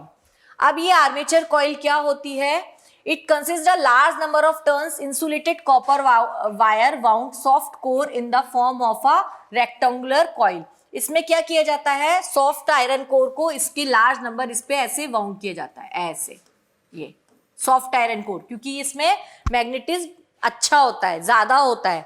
ठीक है, मैग्नेटिज्म स्ट्रांग होता है, इसलिए हम सॉफ्ट आयरन कोर का यूज करते हैं। तो ये इससे इस तरह से वाउंड होते हैं। ठीक है, अब इसके अंदर क्या होता है, और क्या होता है, दूसरा रेक्टेंगुलर कॉइल क्या है, जो हमें दिख रही है ABCD, एक रेक्टेंगुलर कॉइल है ये वाली। ठीक है, ये इस तरह से, ये ऐसे बनी हुई है, इसका हमने नाम दे दिया ABCD। ये एक रेक्टेंगुलर कॉइल है, आर्मेचर कॉइल इसको बोलते हैं। अब फिर दूसरा क्या है, strong field magnet. Armature coil place between the two pole piece N और S पोल। तो ये भी हमें दिख रहा है, ये रहा, ये आर्मेचर कॉइल, ये N और S के बीच में, स्ट्रॉन्ग मैग्नेट के बीच में इसको रखा हुआ है।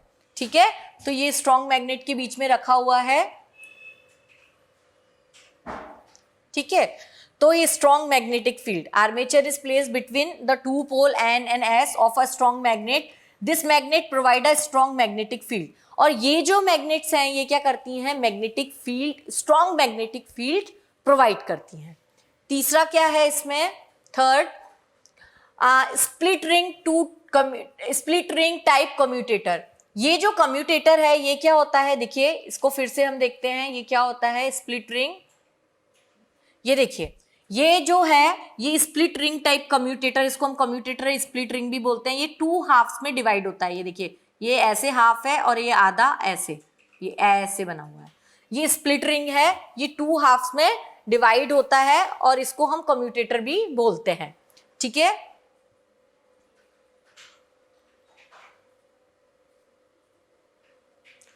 तो it consist of two halves P and Q of metallic ring. The two end of the armature coil are connected.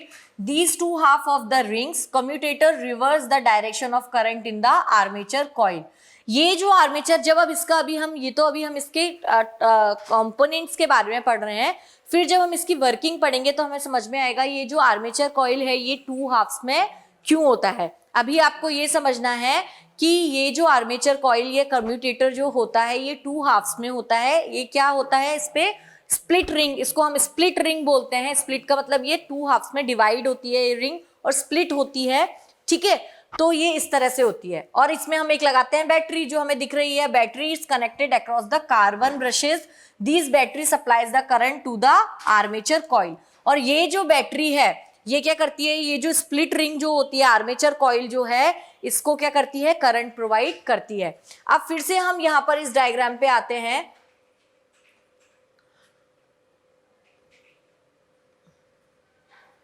हाँ देखिए, अब देखिए यहां पर जो हमारी करंट है वो इस तरह से यहां पर फ्लो करने लगती है। ये करंट यहां पर फ्लो करती है, देखिए ये करंट फ्लो कर रही है आपकी इस तरह से। तो एक बार जो करंट है वो ऐसे जाएगी, फिर यहां पर ये देखिए ये दोनों क्या होती हैं, एक दूसरे के पैरेलल हैं यहां पर। तो यहां पर जो करंट होगी वो यहां पर करंट फ्लो नहीं होगी। करंट कैसे फ्लो होगी, एक इस एंड पे फ्लो होगी, एक करंट फ्लो होगी वो इस एंड पे फ्लो होगी, ठीक है। तो करंट हाँ, तो अब देखिए जैसे ही इसमें हमारी करंट फ्लो करने लगती है तो करंट, ये जो हाफ है, ये जो फर्स्ट हाफ है, अब ये बात तो हमने कर ली इसके कंपोनेंट्स की। अब इसकी वर्किंग कैसे होती है उसके बारे में देखते हैं।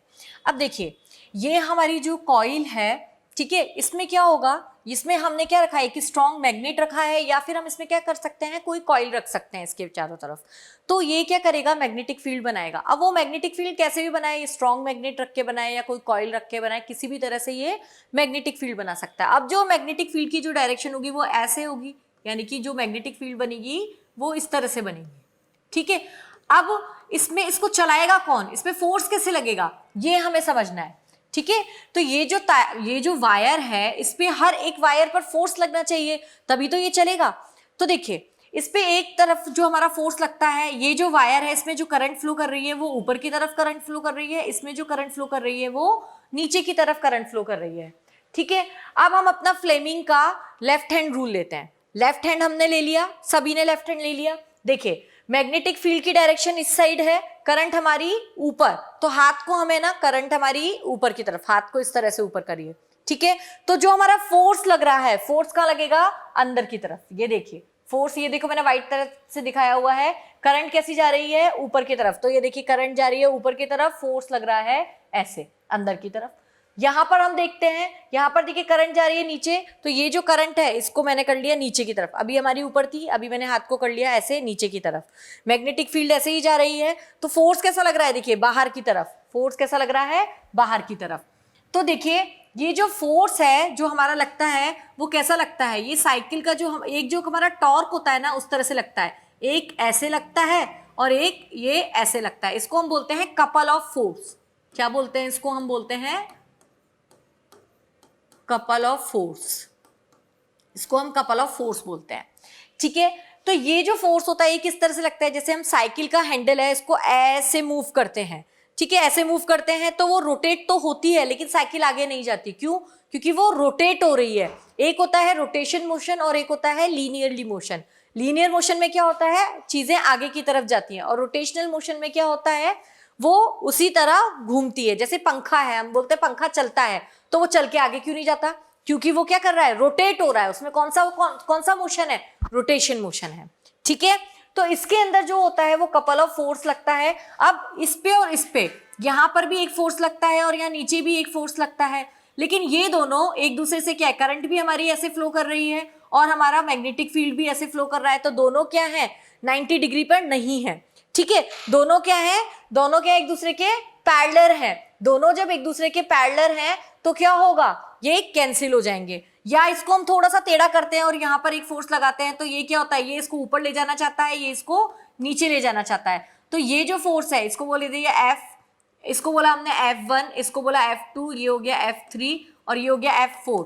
तो F1 और F4 एक दूसरे को कैंसिल कर देते हैं। तो इन दोनों में कोई फोर्स नहीं लगता। फोर्स कहाँ लगता है? इस वाले तार पर और इस वाले तार पर फोर्स लगता है।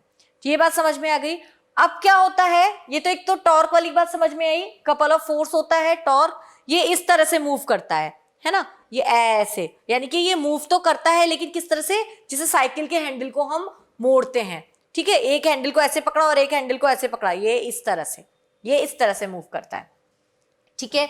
अब इसमें हम क्या करते हैं, जैसे इसके अंदर हम करंट फ्लो करते हैं, ये जो करंट है ये ऊपर की तरफ जाती है। तो देखिए ये होता क्या है, एक करंट हमारी ऊपर की तरफ जाती है और एक करंट हमारी नीचे की तरफ जाती है। ये ऐसे एक हमारी ऊपर की तरफ गई, दूसरी हमारी नीचे की तरफ चली गई, ठीक है। अब ये वाली जो ऊपर की तरफ गई वो कहाँ चली गई? नीचे की तरफ। जैसे ये वाली ऊपर की तरफ थी, ये ऐसे मुड़ी और ये हो गई नीचे की तरफ।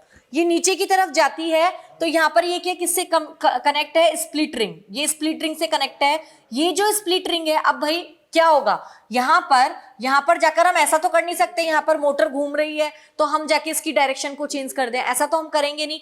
तो ये जो स्प्लिट रिंग है, ये जो टू हाफ्स में कम्यूटेटर है, ये अब क्या काम आता है, ये क्या करता है, ये स्प्लिट रिंग पहले पी क्यू, ये जो हमारा ये यहाँ पर ये पी जो है वो इससे कनेक्ट हो जाता है, वाई वाले से, मतलब क्यू से कनेक्ट हो जाता है, इस तार से कनेक्ट हो जाता है, और ये जो क्यू है वो पी से कनेक्ट हो जाता है। तो क्या होता है, जो नीचे वाली जो करंट थी ये फिर से कहाँ चली जाती है? ऊपर चली जाती है, और ऊपर वाली कहाँ आ जाती है? फिर से नीचे आ जाती है। तो ये इस तरह से ये जो टू हाफ्स में हमारी स्प्लिट रिंग डिवाइड है, ये इससे कनेक्ट हो जाता है, जैसे ये नीचे आती है फिर ये कहाँ हो जाती है? ये नीचे वाली कहाँ चली जाती है? ऊपर, क्योंकि ये इससे कनेक्ट हो जाती है। फिर ये ऊपर वाली कहाँ चली जाती है? नीचे। तो इस तरह से जो हमारी मोटर है वो मूव करती है। ये हमारा है वर्किंग मोटर की। ये क्लियर हो गया सभी को कि हमारी मोटर किस तरह से वर्क करती है।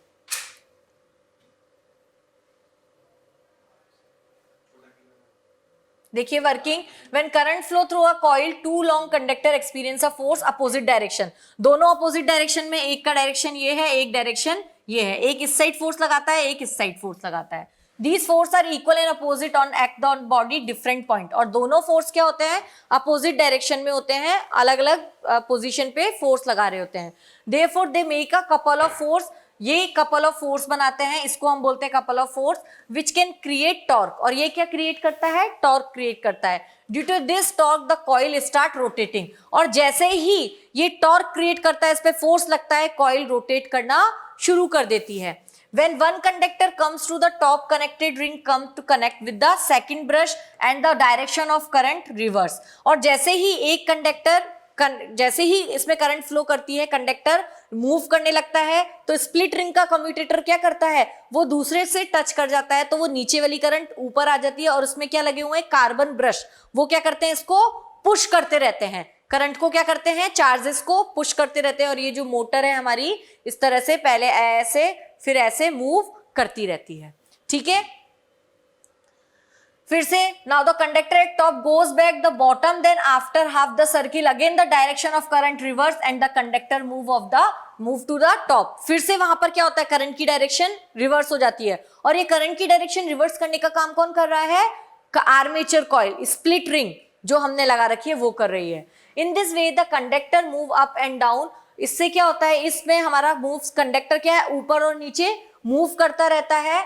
Because after each of rotation the direction of current is reverse due to split ring and carbon system. Carbon system क्या है? वो छोटे छोटे जो ब्रशेस लगे हुए हैं ब्लैक कलर के, दैट इज कार्बन ब्रशेस। और वो क्या करते हैं? इलेक्ट्रॉन्स को, जो चार्ज करंट आ रही है उसको पुश करते हैं, ठीक है। In this way the motor keeps on rotating. इस तरह से जो हमारी मोटर है वो रोटेट करती है। अब ये जो मोटर है इसका हम कहाँ कहाँ यूज करते हैं? Use of DC motor. Electric motor is use in important component, electric fans चलाने के लिए, refrigerator, mixer, washing machine, computer, MP3 player, बहुत सारी जगह है जहां पर हम ये अपनी इलेक्ट्रिक मोटर को यूज करते हैं। अब देखिए नेक्स्ट टॉपिक है हमारा इलेक्ट्रोमैग्नेटिक इंडक्शन। अब ये इंडक्शन का क्या मतलब होता है, इसको थोड़ा सा समझ लीजिए पहले, इससे आपको बहुत जल्दी समझ में आ जाएगा ये टॉपिक। इंडक्शन का मतलब होता है इंड्यूस्ड करंट, या इंडक्शन का मतलब होता है जब कोई बैटरी और सेल हम उसमें यूज नहीं कर रहे हैं तभी भी उस इक्विपमेंट में, उस कंपोनेंट में करंट प्रोड्यूस हो रहा है। मतलब कि विदाउट यूज ऑफ सेल और बैटरी उसमें फिर भी क्या प्रोड्यूस हो रहा है, करंट। यानी कि इंड्यूस करंट का क्या मतलब होता है, इंडक्शन का क्या मतलब होता है, दूर से ही, है ना, दूर से ही हम ऐसा कुछ कर रहे हैं बिना टच करे उसको, या तो उसके पास लेकर आ रहे हैं किसी मैग्नेट को या किसी कॉइल को, तो उसके अंदर क्या हो रहा है, करंट प्रोड्यूस हो रहा है, उसे बोलते हैं हम इलेक्ट्रोमैग्नेटिक इंडक्शन। ठीक है, तो an electric current can be produce in close circuit without the use of electrochemical cell और बैटरी। ठीक है, एक क्लोज सर्किट के अंदर हम ना तो सेल लगा रहे हैं ना बैटरी लगा रहे हैं, लेकिन करंट प्रोड्यूस कर रहा है। और करंट प्रोड्यूस कैसे कर रहा है, by moving bar magnet toward away from the close circuit. या तो हम बार मैग्नेट को या कॉइल को उसके पास लेकर जा रहे हैं या उससे दूर लेकर जा रहे हैं। यानी कि कोई बार मैग्नेट है, यहाँ पर ये कोई हमारा कंडक्टर वायर है, इसके अंदर हमने गैल्वेनोमीटर लगा रखा है, और यहाँ से हम कोई मैग्नेट, ये नॉर्थ पोल है इसका और ये साउथ पोल है, इसको हम लेकर जाते हैं इसके पास। जैसे हम इसके पास लेकर जा रहे हैं तो हम क्या देख रहे हैं, इसके अंदर हमने कोई बैटरी और सेल नहीं लगा रखा, तो हम देखते हैं गैल्वेनोमीटर डिफ्लेक्शन बताता है। गैल्वेनोमीटर क्या होता है, बेसिकली गैल्वेनोमीटर एक ऐसा इक्विपमेंट होता है जो करंट की डिफ्लेक्शन को बताता है कि करंट इसमें आ रही है, प्रेजेंट है या नहीं है। तो ये एक इंपॉर्टेंट बात है इस रूल में। देखिए अभी तक हमने पढ़ा था फ्लेमिंग का, जो हमने लेफ्ट हैंड रूल पढ़ा था, उसमें हम क्या कर रहे थे, करंट दे रहे थे, करंट हम दे रहे थे और फोर्स हम प्रोड्यूस कर रहे थे। हम क्या कर रहे थे, करंट दे रहे थे कंडक्टर में और हमें आउटपुट में क्या मिल रहा था, फोर्स, मोशन ऑफ कंडक्टर। यो कौन सा रूल था हमारा, लेफ्ट हैंड रूल। अब हम क्या करेंगे, अपना राइट हैंड लेंगे, राइट हैंड लेंगे, इसमें हम क्या करेंगे, इसमें हम उल्टा कर रहे हैं, इसमें हम करंट प्रोड्यूस कर रहे हैं और फोर्स लगा रहे हैं। फोर्स यानी कि इस बैटरी को, वो सॉरी, इस मैग्नेट को लेकर जा रहे हैं या वापस ले जा रहे हैं, ला रहे हैं, तो हम क्या कर रहे हैं, उसमें फोर्स लगा रहे हैं, फोर्स लगा के उसको लेकर जा रहे हैं। तो इनपुट क्या दे रहे हैं हम, फोर्स दे रहे हैं, और आउटपुट क्या आ रहा है, हमें इसमें क्या मिल रहा है, करंट मिल रहा है। ठीक है, तो हम क्या कर रहे हैं, इलेक्ट्रोमैग्नेटिक इंडक्शन में फोर्स दे रहे हैं और हमें मिल क्या रहा है, करंट। ठीक है, तो हम इसमें कौन सा रूल यूज करते हैं, राइट हैंड रूल यूज करते हैं। एक बात क्लियर हो गई, electromagnetic induction right hand rule use करते हैं। पहली बात, इसमें हम राइट हैंड रूल यूज करते हैं। दूसरा, इसके अंदर हम फोर्स लगाते हैं और करंट प्रोड्यूस होती है। राइट और लेफ्ट हैंड में हम क्या करते थे, करंट प्रोड्यूस कर रहे थे और फोर्स मिल रहा था हमको, करंट हम उसको दे रहे थे और फोर्स प्रोड्यूस हो रहा था। ये बेसिक डिफरेंस है, बच्चे यहाँ पर कंफ्यूज हो जाते हैं, इसलिए मैंने यहाँ पर आप लोग को डिफरेंस लिखा हुआ है और आपको यहाँ पर कंफ्यूज नहीं होना है इलेक्ट्रोमैग्नेटिक इंडक्शन में। चलिए अब हम आगे चलते हैं। फैराडे ने क्या एक्सपेरिमेंट किया, एक कॉइल लिया ये और एक कॉइल लिया ये। इस कॉइल में क्या किया है, एक बैटरी लगाई यहाँ पर और यहाँ पर क्या लिया, गैल्वेनोमीटर में डिफ्लेक्शन, यहाँ देखा तो यहाँ पर देखा उन्होंने क्या किया, एक आयरन रॉड लिया और उसको कॉइल से इंसुलेटेड रैप कर दिया कॉपर वायर से near left end of the iron rod. Connect this coil called primary coil, एक को प्राइमरी कॉइल बोल दिया, with the battery through the one key, और उसमें हमने क्या लगा दी, एक की लगा दी। Wrap another coil insulated copper wire near the right end of the iron, ये जो लगाया है इसके अंदर क्या लगा दिया है, एक galvanometer. Connect this coil called secondary coil with the galvanometer. ये एक प्राइमरी कॉइल है, ठीक है, इसमें एक कॉइल लगाया है और एक बैटरी लगा दी, और दूसरी कॉइल इसमें क्या है, बैटरी नहीं लगाई है, इसमें सिर्फ क्या लगाया है, गैल्वेनोमीटर लगाया है, और इसको हमने इसको भी वायर वाउंड कर दिया, ये है सेकेंडरी कॉइल। ठीक है, अब यहां पर क्या देखा इन्होंने देखा कि जैसे ही इसके पास हम इसको लेकर जाते हैं, जैसे ही इसके अंदर हम करंट प्रोड्यूस करते हैं, जैसे इसके अंदर, तो इसके अंदर डिफ्लेक्शन आता है। डिफ्लेक्शन किसके अंदर आता है, इसके अंदर आता है। तो गैल्वेनोमीटर क्या होता है, बेसिकली ये मैंने आपको बताया है। गैल्वेनोमीटर एक इस तरह का एक इक्विपमेंट होता है, आप लैब में देखेंगे तो आपको मिल जाएगा, ये गैल्वेनोमीटर होता है। ये क्या करता है, ये instrument detect the presence of current in a circuit. Circuit के अंदर जो करंट है वो प्रेजेंस है उसको डिटेक्ट करता है। The pointer remains at zero the centre of scale, जब करंट नहीं होती है तो ये जो पॉइंटर है ये जीरो स्केल पर होता है। For zero current flowing through it can be deflect either to left और right side, zero mark depending on the direction of current. यार जब इसके अंदर जैसे ही करंट डिफ्लेक्ट होगी तो या तो ये जो जीरो मार्क है या तो ये लेफ्ट साइड, राइट साइड, या फिर ये लेफ्ट साइड हो जाता है, इसका मतलब इसके अंदर करंट है। ये ऐसे डिफ्लेक्शन बताता है। ठीक है, ये होता है गैल्वेनोमीटर। अब इन्होंने क्या ऑब्जर्वेशन किया, जब हमने की को क्लोज किया, करंट इसमें फ्लो होती है लेफ्ट कॉइल में, the galvanometer connected with right coil shows the momentary deflection. तो वो जो कॉइल थी उसके अंदर क्या होता है, डिफ्लेक्शन आता है। जैसे ही करंट तो दूसरी वाली की में लगाई और डिफ्लेक्शन कहाँ आ रहा है, गैल्वेनोमीटर में आ रहा है। ठीक, after short period time deflection of galvanometer become zero. और जैसे ही हम क्लोज कर देते हैं की को, यहां पर फिर से देखिए जैसे ही इसके अंदर हमने करंट फ्लो की कॉइल 1 के अंदर, ये जो गैल्वेनोमीटर जीरो था ये इसमें डिफ्लेक्शन शो कर दिया ऐसे, ठीक है, यानी कि इसके अंदर करंट प्रोड्यूस हो रही है। फिर इस की को ऑफ कर दिया, फिर से ये जीरो पर आ गया। फिर से इसमें की ऑन की, वैसे ही इसमें करंट फ्लो किया, गैल्वेनोमीटर ने डिफ्लेक्शन दिखाया, यानी कि इसके अंदर करंट प्रोड्यूस हो रही है। तो ये था, फैराडे ने ये बताया कि ये वाला जो लॉ था, इन्होंने ये बताया कि फोर्स लगाने पर हमें क्या मिल रहा है, करंट। यानी कि हम इसके अंदर क्या कर रहे हैं, इसके अंदर हमने कोई बैटरी नहीं लगा रखी, कोई सेल नहीं लगा रखा, एक के पास हमने फोर्स लेकर गए, उसके पास कॉइल लेकर गए, या उसके अंदर हमने की लगाई, करंट लगाई, और दूसरी तरफ हमें क्या मिल रहा है, करंट मिल रहा है। दूसरी कॉइल में हमें करंट देखने को मिल रहा है। इसका एक एक्सपेरिमेंट और देखेंगे, वेरी फेमस एक्सपेरिमेंट है वो, ये देखिए यहां पर हमने क्या किया, ये देखिए यहां पर हमने एक गैल्वेनोमीटर लगा दिया, ये कंडक्टर वायर है, और यहां पर हमने क्या करा, मैग्नेट है, ठीक है। अब यहां पर क्या है, यहां पर ये जो मैग्नेट है, मैग्नेटिक फील्ड लाइंस तो बनाएंगी ये। तो अब यहां पर क्या होगा, देखिए इस मैग्नेट को जैसे ही इस कॉइल के पास लेकर जाते हैं, ये देखिए इस टाइम रेस्ट पर है, जब इस पर हम रेस्ट पर है, मैग्नेट अभी रेस्ट पर है, गैल्वेनोमीटर कोई डिफ्लेक्शन नहीं बताता है, ठीक है। मैग्नेट जब अपनी पोजीशन पे रखा है और ये भी अपनी पोजीशन पे रखा है, तो यहां पर देखिए मैंने लिखा है V इक्वल्स टू 0, और गैल्वेनोमीटर भी अभी 0 पॉइंट पर है, इसने कोई डिफ्लेक्शन नहीं बताया, यहाँ नहीं कि इसके अंदर कोई करंट प्रोड्यूस नहीं हुआ। When the magnetic is stationary there is no deflection galvanometer the pointer read 0, जैसा हमें फिगर में दिख रहा है। लेकिन क्या होता है, जैसे ही हम कॉइल को, इसको हम यहां लेकर जाते हैं, नॉर्थ पोल को इसके पास लेकर जाते हैं, गैल्वेनोमीटर कैसा था, अभी 0 पर था, गैल्वेनोमीटर डिफ्लेक्ट हो जाता है राइट साइड, यानी कि इसके अंदर इस टाइम करंट प्रोड्यूस होने लगती है। तो हमने क्या किया, फोर्स लगाया, इनपुट क्या दिया, फोर्स लगाया, मैग्नेट को लेकर गए, आउटपुट में हमें क्या मिला, करंट मिली। आउटपुट हमें क्या मिल रहा है, दूसरी कॉइल में करंट मिल रही है। तो ये सबसे इंपॉर्टेंट बात थी यहाँ पे। When the north pole of the magnetic brought near the coil, the current flow in the coil in direction, इस तरह से जो फिगर में दिख रहा है, the galvanometer shows the deflection toward the right, ठीक है। अब हम क्या करते हैं, फिर से कॉइल को पीछे लेकर जाते हैं, फिर से कॉइल को रेस्ट पर दिखा, फिर से कोई डिफ्लेक्शन नहीं हुआ।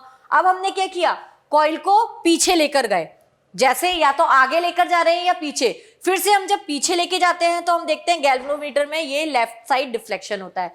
तो इसका मतलब क्या हो रहा है, या तो कॉइल को मैं आगे लेके जाऊं या कॉइल को मैं पीछे लेके जाऊं, दोनों बार जब मैं इसमें फोर्स लगाती हूं तो दूसरा जो हमारा कंडक्टर वायर है उसके अंदर क्या हो रहा है, करंट फ्लो हो रही है, और इसी करंट को हम क्या बोलते हैं, इंड्यूस करंट।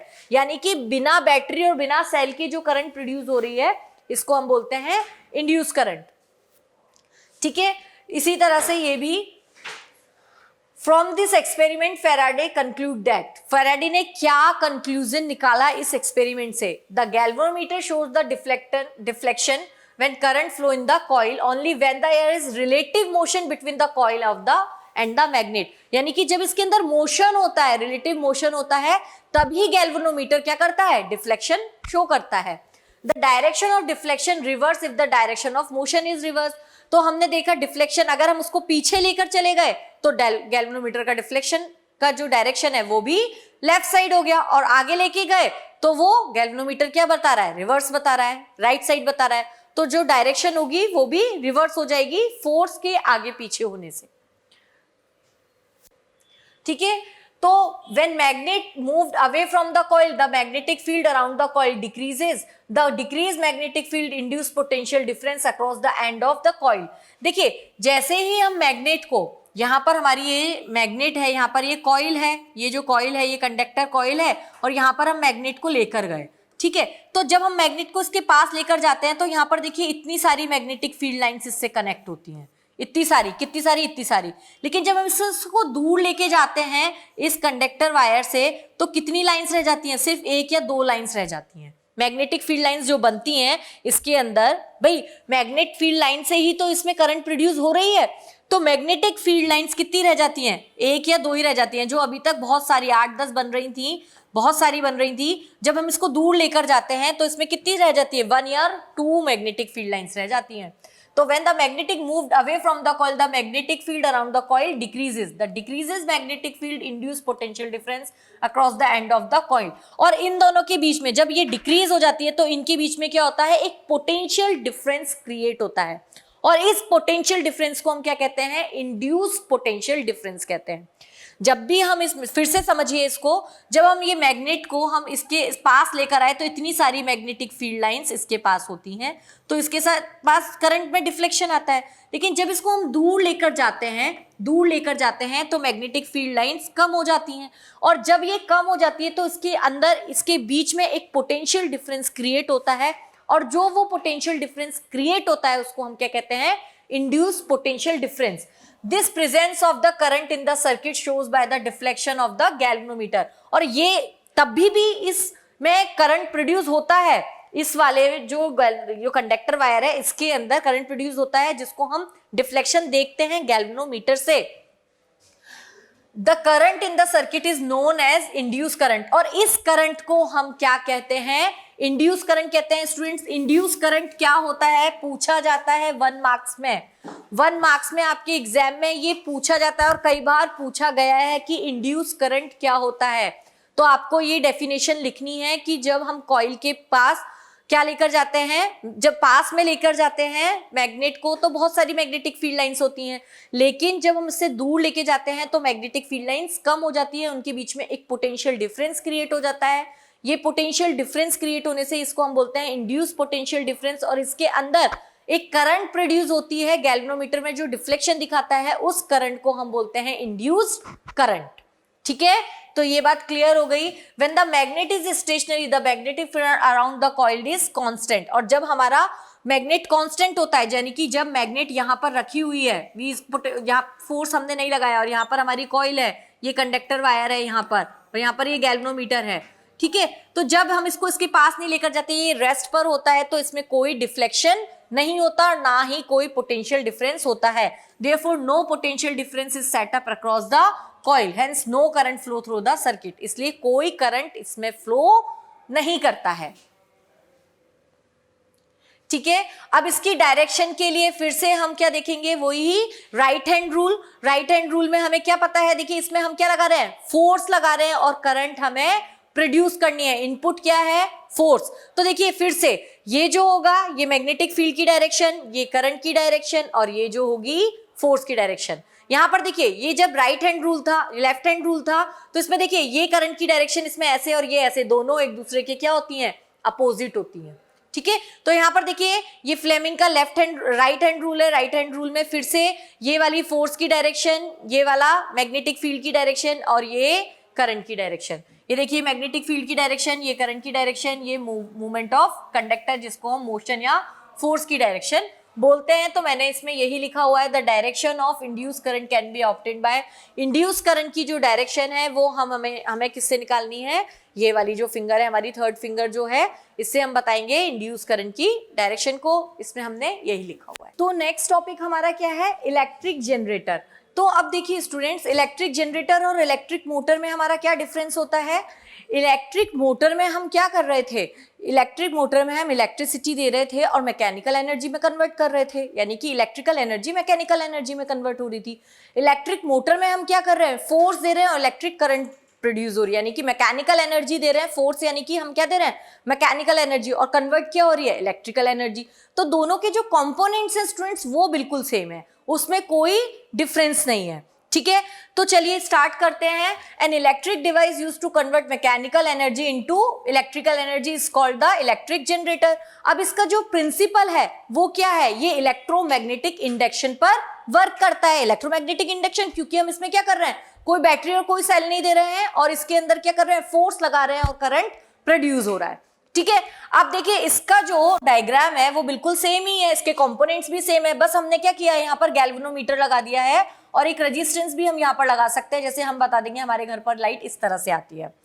हम क्या कर रहे हैं यहाँ पर, वही एक आर्मेचर कॉइल ले ली ABCD, यहाँ पर हमने क्या रख दिया, स्ट्रॉन्ग मैग्नेटिक फील्ड, ये स्टेटर, ये एक स्टेटर कॉइल है, यानी कि एक स्टेट में रहती है, और ये रोटेटर कॉइल होती है, ये रोटेट होती है, ठीक है। ये आर्मेचर कॉइल है, ABCD आर्मेचर कॉइल है। ये R1 R2 ये हमारी क्या है, स्प्लिट रिंग है, ये R1 और R2 क्या है, स्प्लिट रिंग है, ठीक है। और B1 B2 क्या है, इसमें कार्बन ब्रशेज हैं, ठीक है।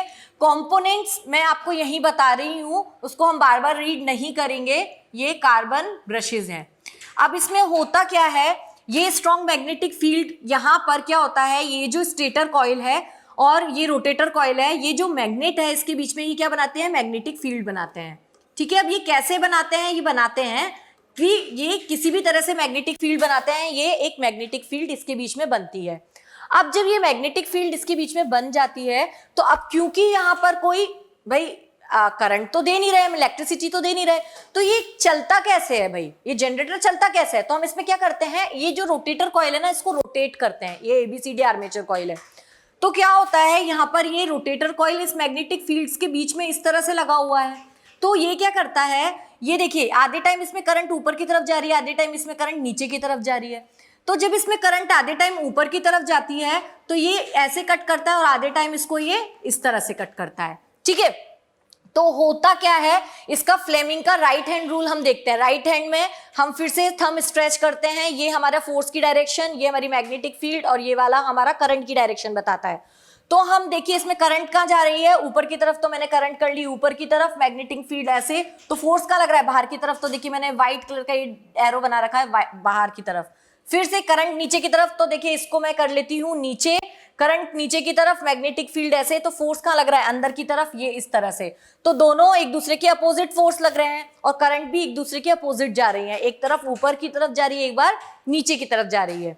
तो होता क्या है, क्या होता है, जैसे ही हम इसको रोटेट करते हैं, जैसे हम इसको रोटेट करते हैं, तो ये जो करंट है हमारी AB, ये जो हमारा A और B है, जैसे ही रोटेट करेंगे ये ऐसे मूव हो जाएगा। तो क्या होगा, ये AB अब यहां आ गया और CD यहां चला गया। तो क्या होता है, ये जो स्लिप रिंग्स हैं यहाँ पर, ये जो कार्बन ब्रश है, इससे जो हमारे करंट है, जब कटती है, जैसे ये रोटेट होती है, तो मैग्नेटिक फील्ड कटने लगती है। मैग्नेटिक फील्ड पे क्या लगता है, फोर्स लगता है, और फोर्स लगने से क्या होता है, इसमें करंट प्रोड्यूस होती है। और जैसे ही इसके अंदर करंट प्रोड्यूस होती है, तो ये यहां से ऐसे यहां पर जाता है, और यहां पर क्या होते हैं, यहां पर ये स्लिप रिंग है, और ये होती है कार्बन ब्रशेस। कार्बन ब्रशेस क्या करते हैं, ये जो इलेक्ट्रॉन्स यहां से जब आते हैं, इलेक्ट्रिसिटी जब जनरेट होती है, इलेक्ट्रिक करंट, उनको ये पुश करते हैं इस स्लिप रिंग पे। और यहाँ से हमको क्या होता है, जब ये पुश करते हैं, यहाँ पर हमारा रेजिस्टेंस है, यहाँ पर मान लीजिए रेजिस्टेंस लगा हुआ है, यहाँ पर हमारे घर पर हमें लोड मिल जाता है, ठीक है। तो ये क्या करता है, आधे टाइम ये ऐसे चलता है, फिर ये ऐसे ऊपर होता है, फिर ये पीछे, फिर ये ऐसे हो जाता है ना, फिर आधे टाइम फिर ये ऐसे मूव करता है।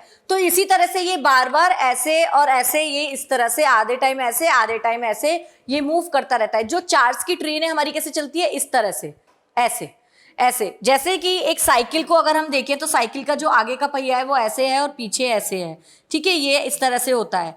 तो आप साइकिल का पेडल यहाँ पर है, जब हम साइकिल चलाते हैं, आधा कैची की तरह, आधा ऐसे चलाएंगे, फिर ऐसे चलाएंगे, फिर ऐसे चलाएंगे। आपने चलाई है कैची की तरह, सबने चलाई है, तो साइकिल चलती है ना। वैसे ही आधे टाइम करंट ऐसे फ्लो होती है और आधे टाइम करंट ऐसे फ्लो होती है, ठीक है। तो इससे जो हमारी करंट मिलती है वो इस तरह से आधे टाइम ऐसे होती है, आधे टाइम ऐसे होती है, यानी कि उसमें करंट पूरे टाइम फ्लो हो रही है। साइकिल तो आगे चल रही है, ऐसे ही चार्ज की पूरी ट्रेन आधे टाइम ऐसे और आधे टाइम ऐसे करके चार्ज पूरे ऐसे जाते हैं, कहां पर, इस रिंग्स पे और कार्बन ब्रशेस के पास, और वहां पर क्या लगा होता है, हमारा लोड, और वहां पर हमें क्या मिल जाती है, इलेक्ट्रिसिटी। तो इस तरह से हमारी ये जो करंट है, इसको हम क्या बोलते हैं, AC करंट, ऑल्टरनेटिंग करंट। क्या बोलते हैं, ऑल्टरनेटिंग करंट बोलते हैं। और इस ऑल्टरनेटिंग करंट, तो हमारा जो मोटर है, जो ये दो टाइप की होती है, एक होती है DC मोटर और एक होती है AC मोटर। तो ये जो हमने पढ़ा, ये पढ़ा हमने AC मोटर के बारे में, जो कि ये कैसी करंट प्रोड्यूस कर रही है, ऑल्टरनेटिंग करंट प्रोड्यूस कर रही है, ठीक है। ये कौन से प्रिंसिपल पे वर्क करता है, work on the principle of electromagnetic induction, ठीक है।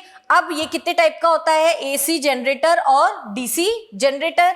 कंपोनेंट्स के बारे में मैं बार बार आपको नहीं बताऊंगी। एसी जनरेटर क्या करता है, मैकेनिकल एनर्जी को इलेक्ट्रिकल एनर्जी में ऑल्टरनेटिंग करंट के रूप में प्रोड्यूस करता है।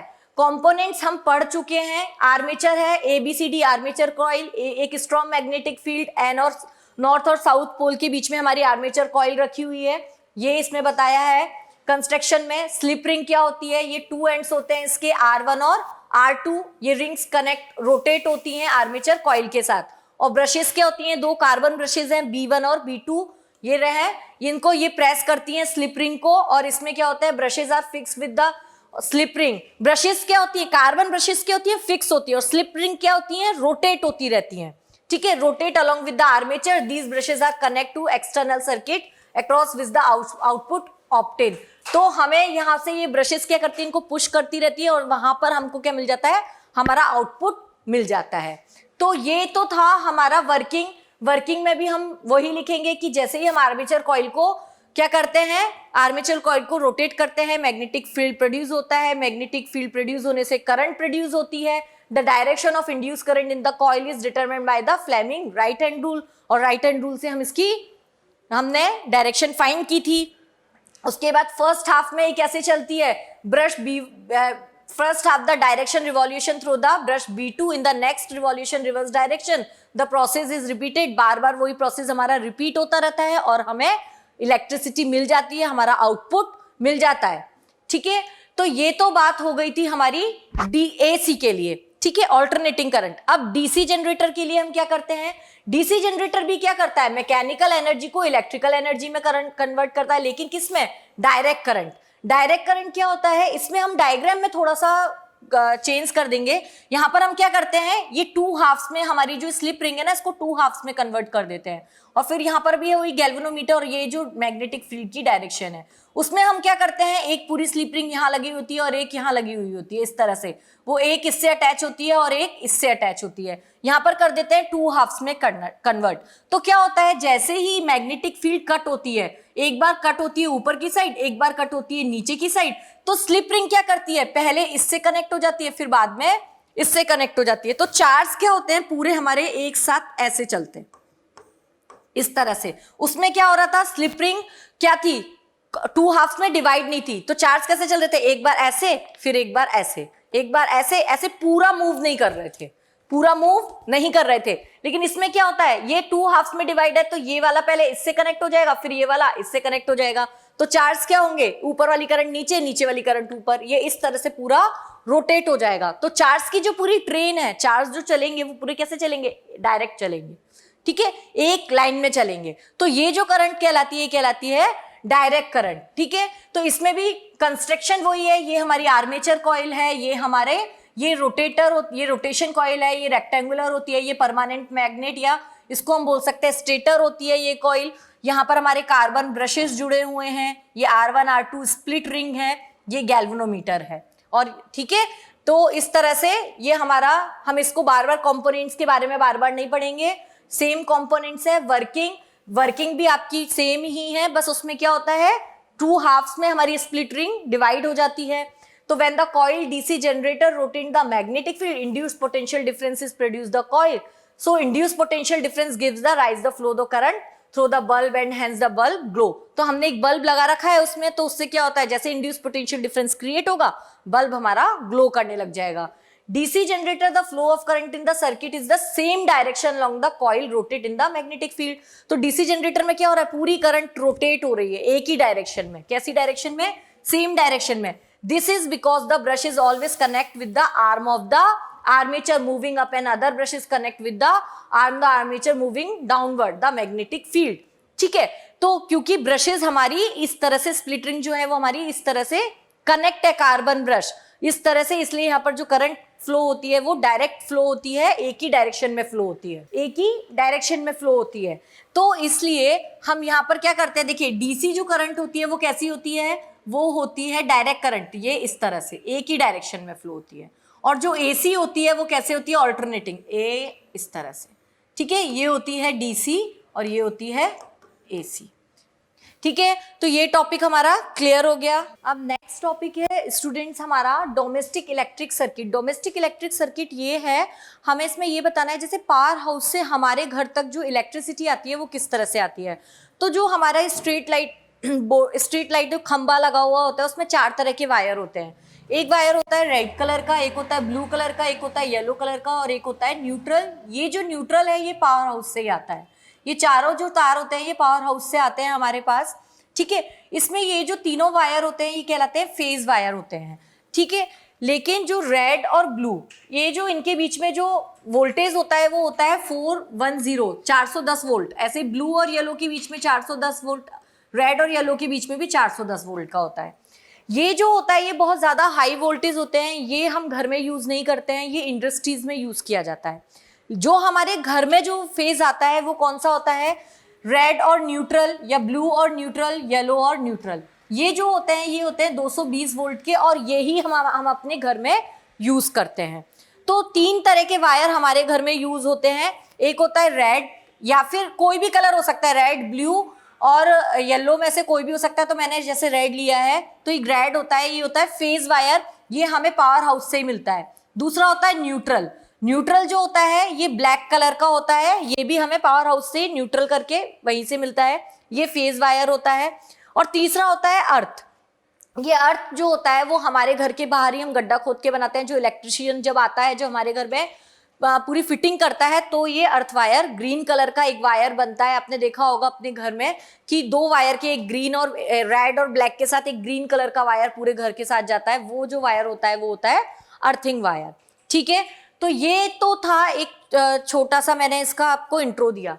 तो electricity board of state responsible for the electric power supply for houses and factory.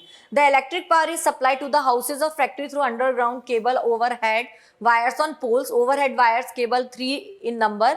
ठीक है, और इसमें 3 नंबर वायर होते हैं। एक होता है फेज वायर जो मैंने आपको बता दिया, ये रेड कलर का हो सकता है, ब्लू हो सकता है, रेड येलो हो सकता है। ठीक है, एक न्यूट्रल होता है और एक अर्थ वायर होता है। ये 3 तरह के वायर होते हैं। अब हम इसकी ये देखेंगे ये वायर्स किस तरह से हमारे यहाँ लगते हैं। ठीक है, तो ये देखिए इसमें जो वायर है वो किस तरह से होता है, पहले इसके हम डायग्राम को समझेंगे। देखिए इसमें क्या होता है, ये एक लाइव वायर होता है जिसको हम फेज वायर बोलते हैं। ठीक है, ये और एक होता है न्यूट्रल वायर। ये जो न्यूट्रल वायर है ये हमें इलेक्ट्रिसिटी बोर्ड से ही मिलता है। यहाँ पर इलेक्ट्रिसिटी बोर्ड फ्यूज, ठीक है, यहाँ पर ये फ्यूज लगा हुआ होता है और ये हमारे घर का मेन मीटर हो गया। ठीक है, अब यहाँ पर क्या है, डिस्ट्रीब्यूशन बॉक्स है, तो ये कंडक्टर वायर है। इस कंडक्टर वायर में क्या होता है, एक फेज वायर और एक न्यूट्रल वायर। जब भी इलेक्ट्रिशियन आता है वो अपने हिसाब से देखता है और एक फेज वायर और न्यूट्रल वायर, 2 वायर को लेकर चलता है। ठीक है, तो यहाँ पर क्या होता है, एक फेज वायर से कनेक्ट होता है, दूसरा हमारा डिस्ट्रीब्यूशन बॉक्स न्यूट्रल वायर से कनेक्ट होता है। ये जो हमारे स्विच हैं ये, ठीक है, यहाँ से ये 2 स्विच दो चीज होते हैं, एक होता है फेज से और एक होता है न्यूट्रल से। अच्छा, यहाँ पर हम क्या लगाते हैं, फ्यूज भी लगाते हैं बीच बीच में। यहाँ पर फ्यूज लगा दिया, एक फ्यूज हम यहाँ भी लगा सकते हैं, हो सकता है हम यहाँ बीच में एक फ्यूज और लगा दें। अब क्या होता है इन दोनों के बीच में, ये जो फेज और न्यूट्रल है, फेज से करंट हमारी जाती है और न्यूट्रल से वापस आ जाती है। मतलब इंटर जो होती है करंट वो होती है फेज से और वापस जो जाती है वो होती है न्यूट्रल से। इन दोनों के बीच में जो पोटेंशियल डिफरेंस होता है, जो करंट जाती है वो कितनी होती है, 220 वोल्ट की होती है।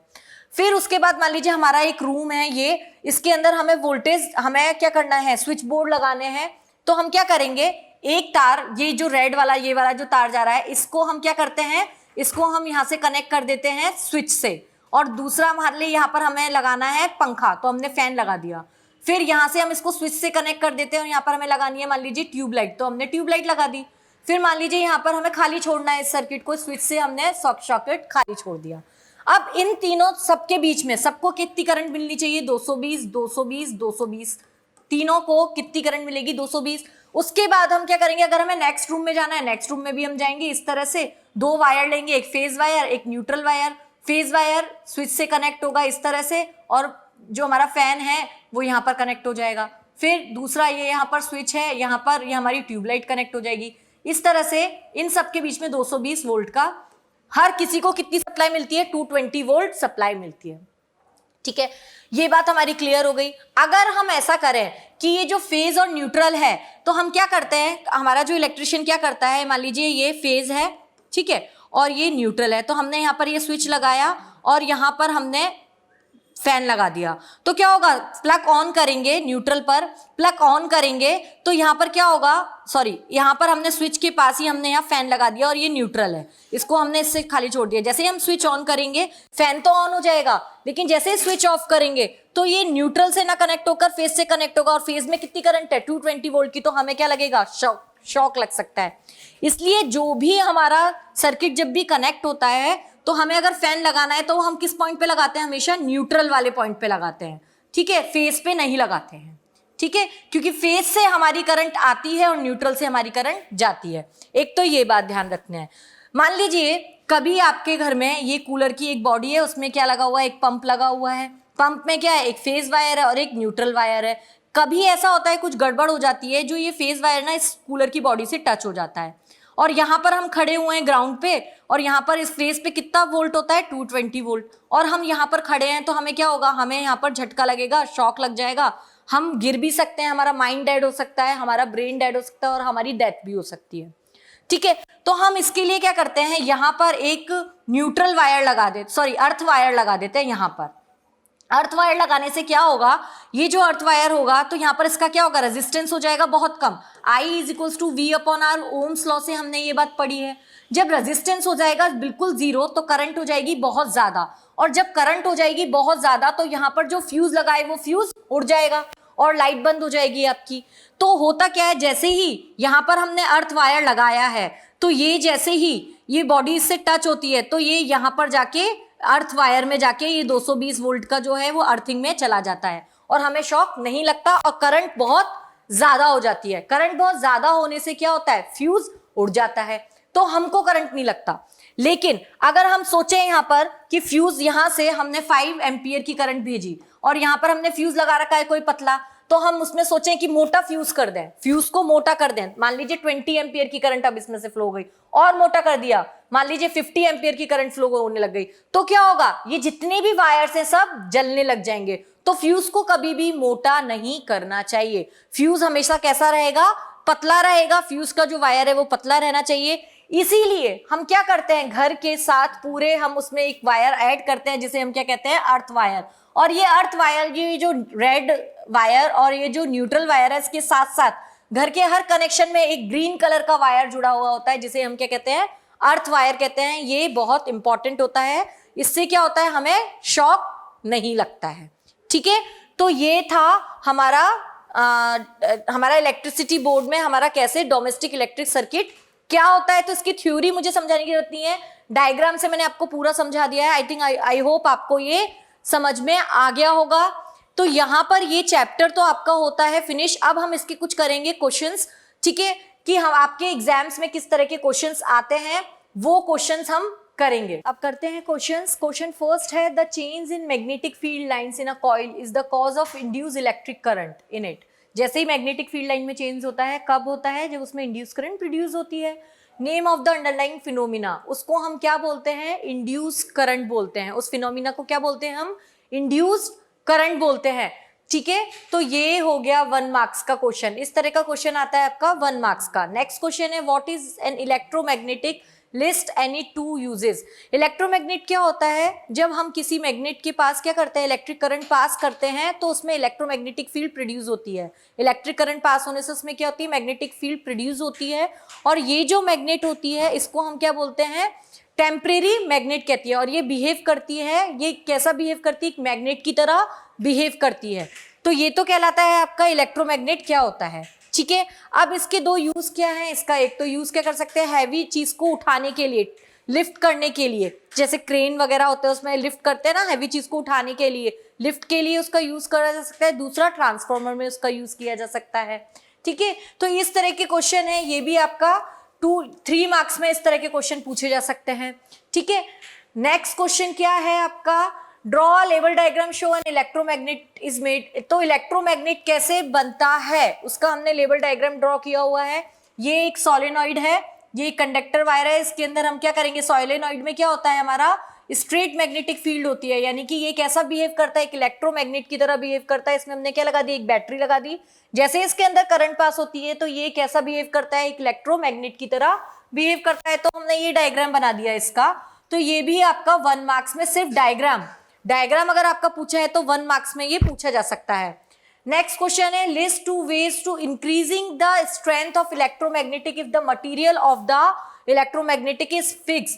तो कैसे मैग्नेट की स्ट्रेंथ को हम इंक्रीज कर सकते हैं, तो हम क्या कर सकते हैं, नंबर ऑफ टर्न्स बढ़ा सकते हैं, number of turns in the coil of, तो इलेक्ट्रोमैग्नेटिक इंडक्शन इंक्रीज होगा और मैग्नेटिक फील्ड क्या होगी, स्ट्रेंथ इंक्रीज हो जाएगी। ठीक है, नंबर ऑफ टर्न्स बढ़ा सकते हैं कॉइल्स के। ठीक है, और हम क्या कर सकते हैं, करंट को इंक्रीज कर सकते हैं, नंबर ऑफ करंट को इंक्रीज कर सकते हैं, पर हमें इतनी ज्यादा करंट इंक्रीज नहीं करनी है कि वो बर्न होने लग जाए, तो वो हीटिंग इफेक्ट आ जाएगा। ठीक है, तो दो तरह से हम क्या कर सकते हैं, इंक्रीज कर सकते हैं स्ट्रेंथ ऑफ इलेक्ट्रोमैग्नेट की। नेक्स्ट क्वेश्चन है हमारा, draw the magnetic field line produce in around the current carrying straight conductor. तो हमें स्ट्रेट कैरिंग कंडक्टर के लिए कैसी मैग्नेटिक फील्ड लाइन प्रोड्यूस होती है, हमने किस स्ट्रेट कंडक्टर लिया, ये कंडक्टर वायर है। ठीक है, इसमें जो करंट हमारी इस तरह से ये प्रोड्यूस होती है मैग्नेटिक फील्ड लाइंस। ठीक है, ये जो होती है ये कर्ल की डायरेक्शन क्या बताती है मैग्नेटिक फील्ड लाइंस को, याद है ना, राइट हैंड थंब रूल। ठीक है, और डायरेक्शन, और ये जो बताता है, ये वाली जो स्ट्रेट जो थंब बताता है वो क्या बताता है हमारा, करंट की डायरेक्शन को। तो ये बताएंगे, passing through a cardboard name the state and apply the rule the mark of direction of the field lines. ठीक है, तो इसमें हम कौन सा रूल अप्लाई करते हैं, right hand thumb rule, right hand thumb rule, और इसके अंदर हम लिख देंगे, जो थंब है वो हमारी करंट की डायरेक्शन बताता है, और जो ये फिंगर है, कर्ल है, वो हमारी मैग्नेटिक फील्ड की डायरेक्शन को बताता है। तो ये हमें लिखना है। नेक्स्ट क्वेश्चन है, how will the strength of magnetic field change when the point where magnetic field is to determine moved away from the straight wire carrying constant current, justify your answer. तो इसमें आप क्या लिखेंगे, यहाँ पर एक हमारा कंडक्टर है, ठीक है, यहाँ पर एक कॉइल लगी हुई है, यहाँ पर एक गैल्वेनोमीटर है, हम यहाँ पर क्या करते हैं, एक मैग्नेट को लेकर आते हैं, जब मैग्नेट को पास लेकर आते हैं तो इसकी जो मैग्नेटिक फील्ड है वो लाइंस बहुत ज्यादा होती हैं। जब मैग्नेटिक फील्ड लाइंस ज्यादा होती है तो इसके अंदर गैल्वेनोमीटर में एक डिफ्लेक्शन आता है, लेकिन जब इसको हम दूर लेकर जाते हैं, मैग्नेटिक फील्ड लाइन इसकी यहाँ पर क्या होती है, जब इसको दूर लेकर जाते हैं इस वायर कॉइल से, कंडक्टर कॉइल से, तो सिर्फ 1-2 लाइन्स ही आती हैं। इससे क्या होता है, इसके अंदर इंड्यूस करंट प्रोड्यूस होता है, ये पोटेंशियल डिफरेंस क्रिएट होता है और इंड्यूस करंट प्रोड्यूस होता है। तो जब हम पास लेकर आते हैं और दूर लेकर जाते हैं तब गैल्वेनोमीटर में डिफ्लेक्शन आता है, फिर से यहाँ पर गैल्वेनोमीटर में डिफ्लेक्शन आता है, लेकिन अपोजिट साइड में। ठीक है, अगर मान लीजिए यहाँ पर इस तरह से डिफ्लेक्शन आएगा तो यहाँ पर इस तरह से डिफ्लेक्शन आता है। इस तरह से आपको अपना ये पूरा आंसर लिखना है। ये 5 मार्क्स का क्वेश्चन इस तरह से पूछा जा सकता है। ठीक है, तो स्टूडेंट्स ये तो हमारा कंप्लीट हुआ, हमारा ये chapter magnetic effect of electric current, ये हमारा कंप्लीट होता है। इसके सब टॉपिक हमने क्लियर कर लिए, किस तरह के क्वेश्चंस आपके आते हैं ये भी हमने क्लियर कर लिया। आई होप आपको समझ में आ गया होगा, जो आपके डाउट्स हैं वो भी आपके अब क्लियर हो गए होंगे हमारे इस कोर्स में। So all the best for your exams, thank you.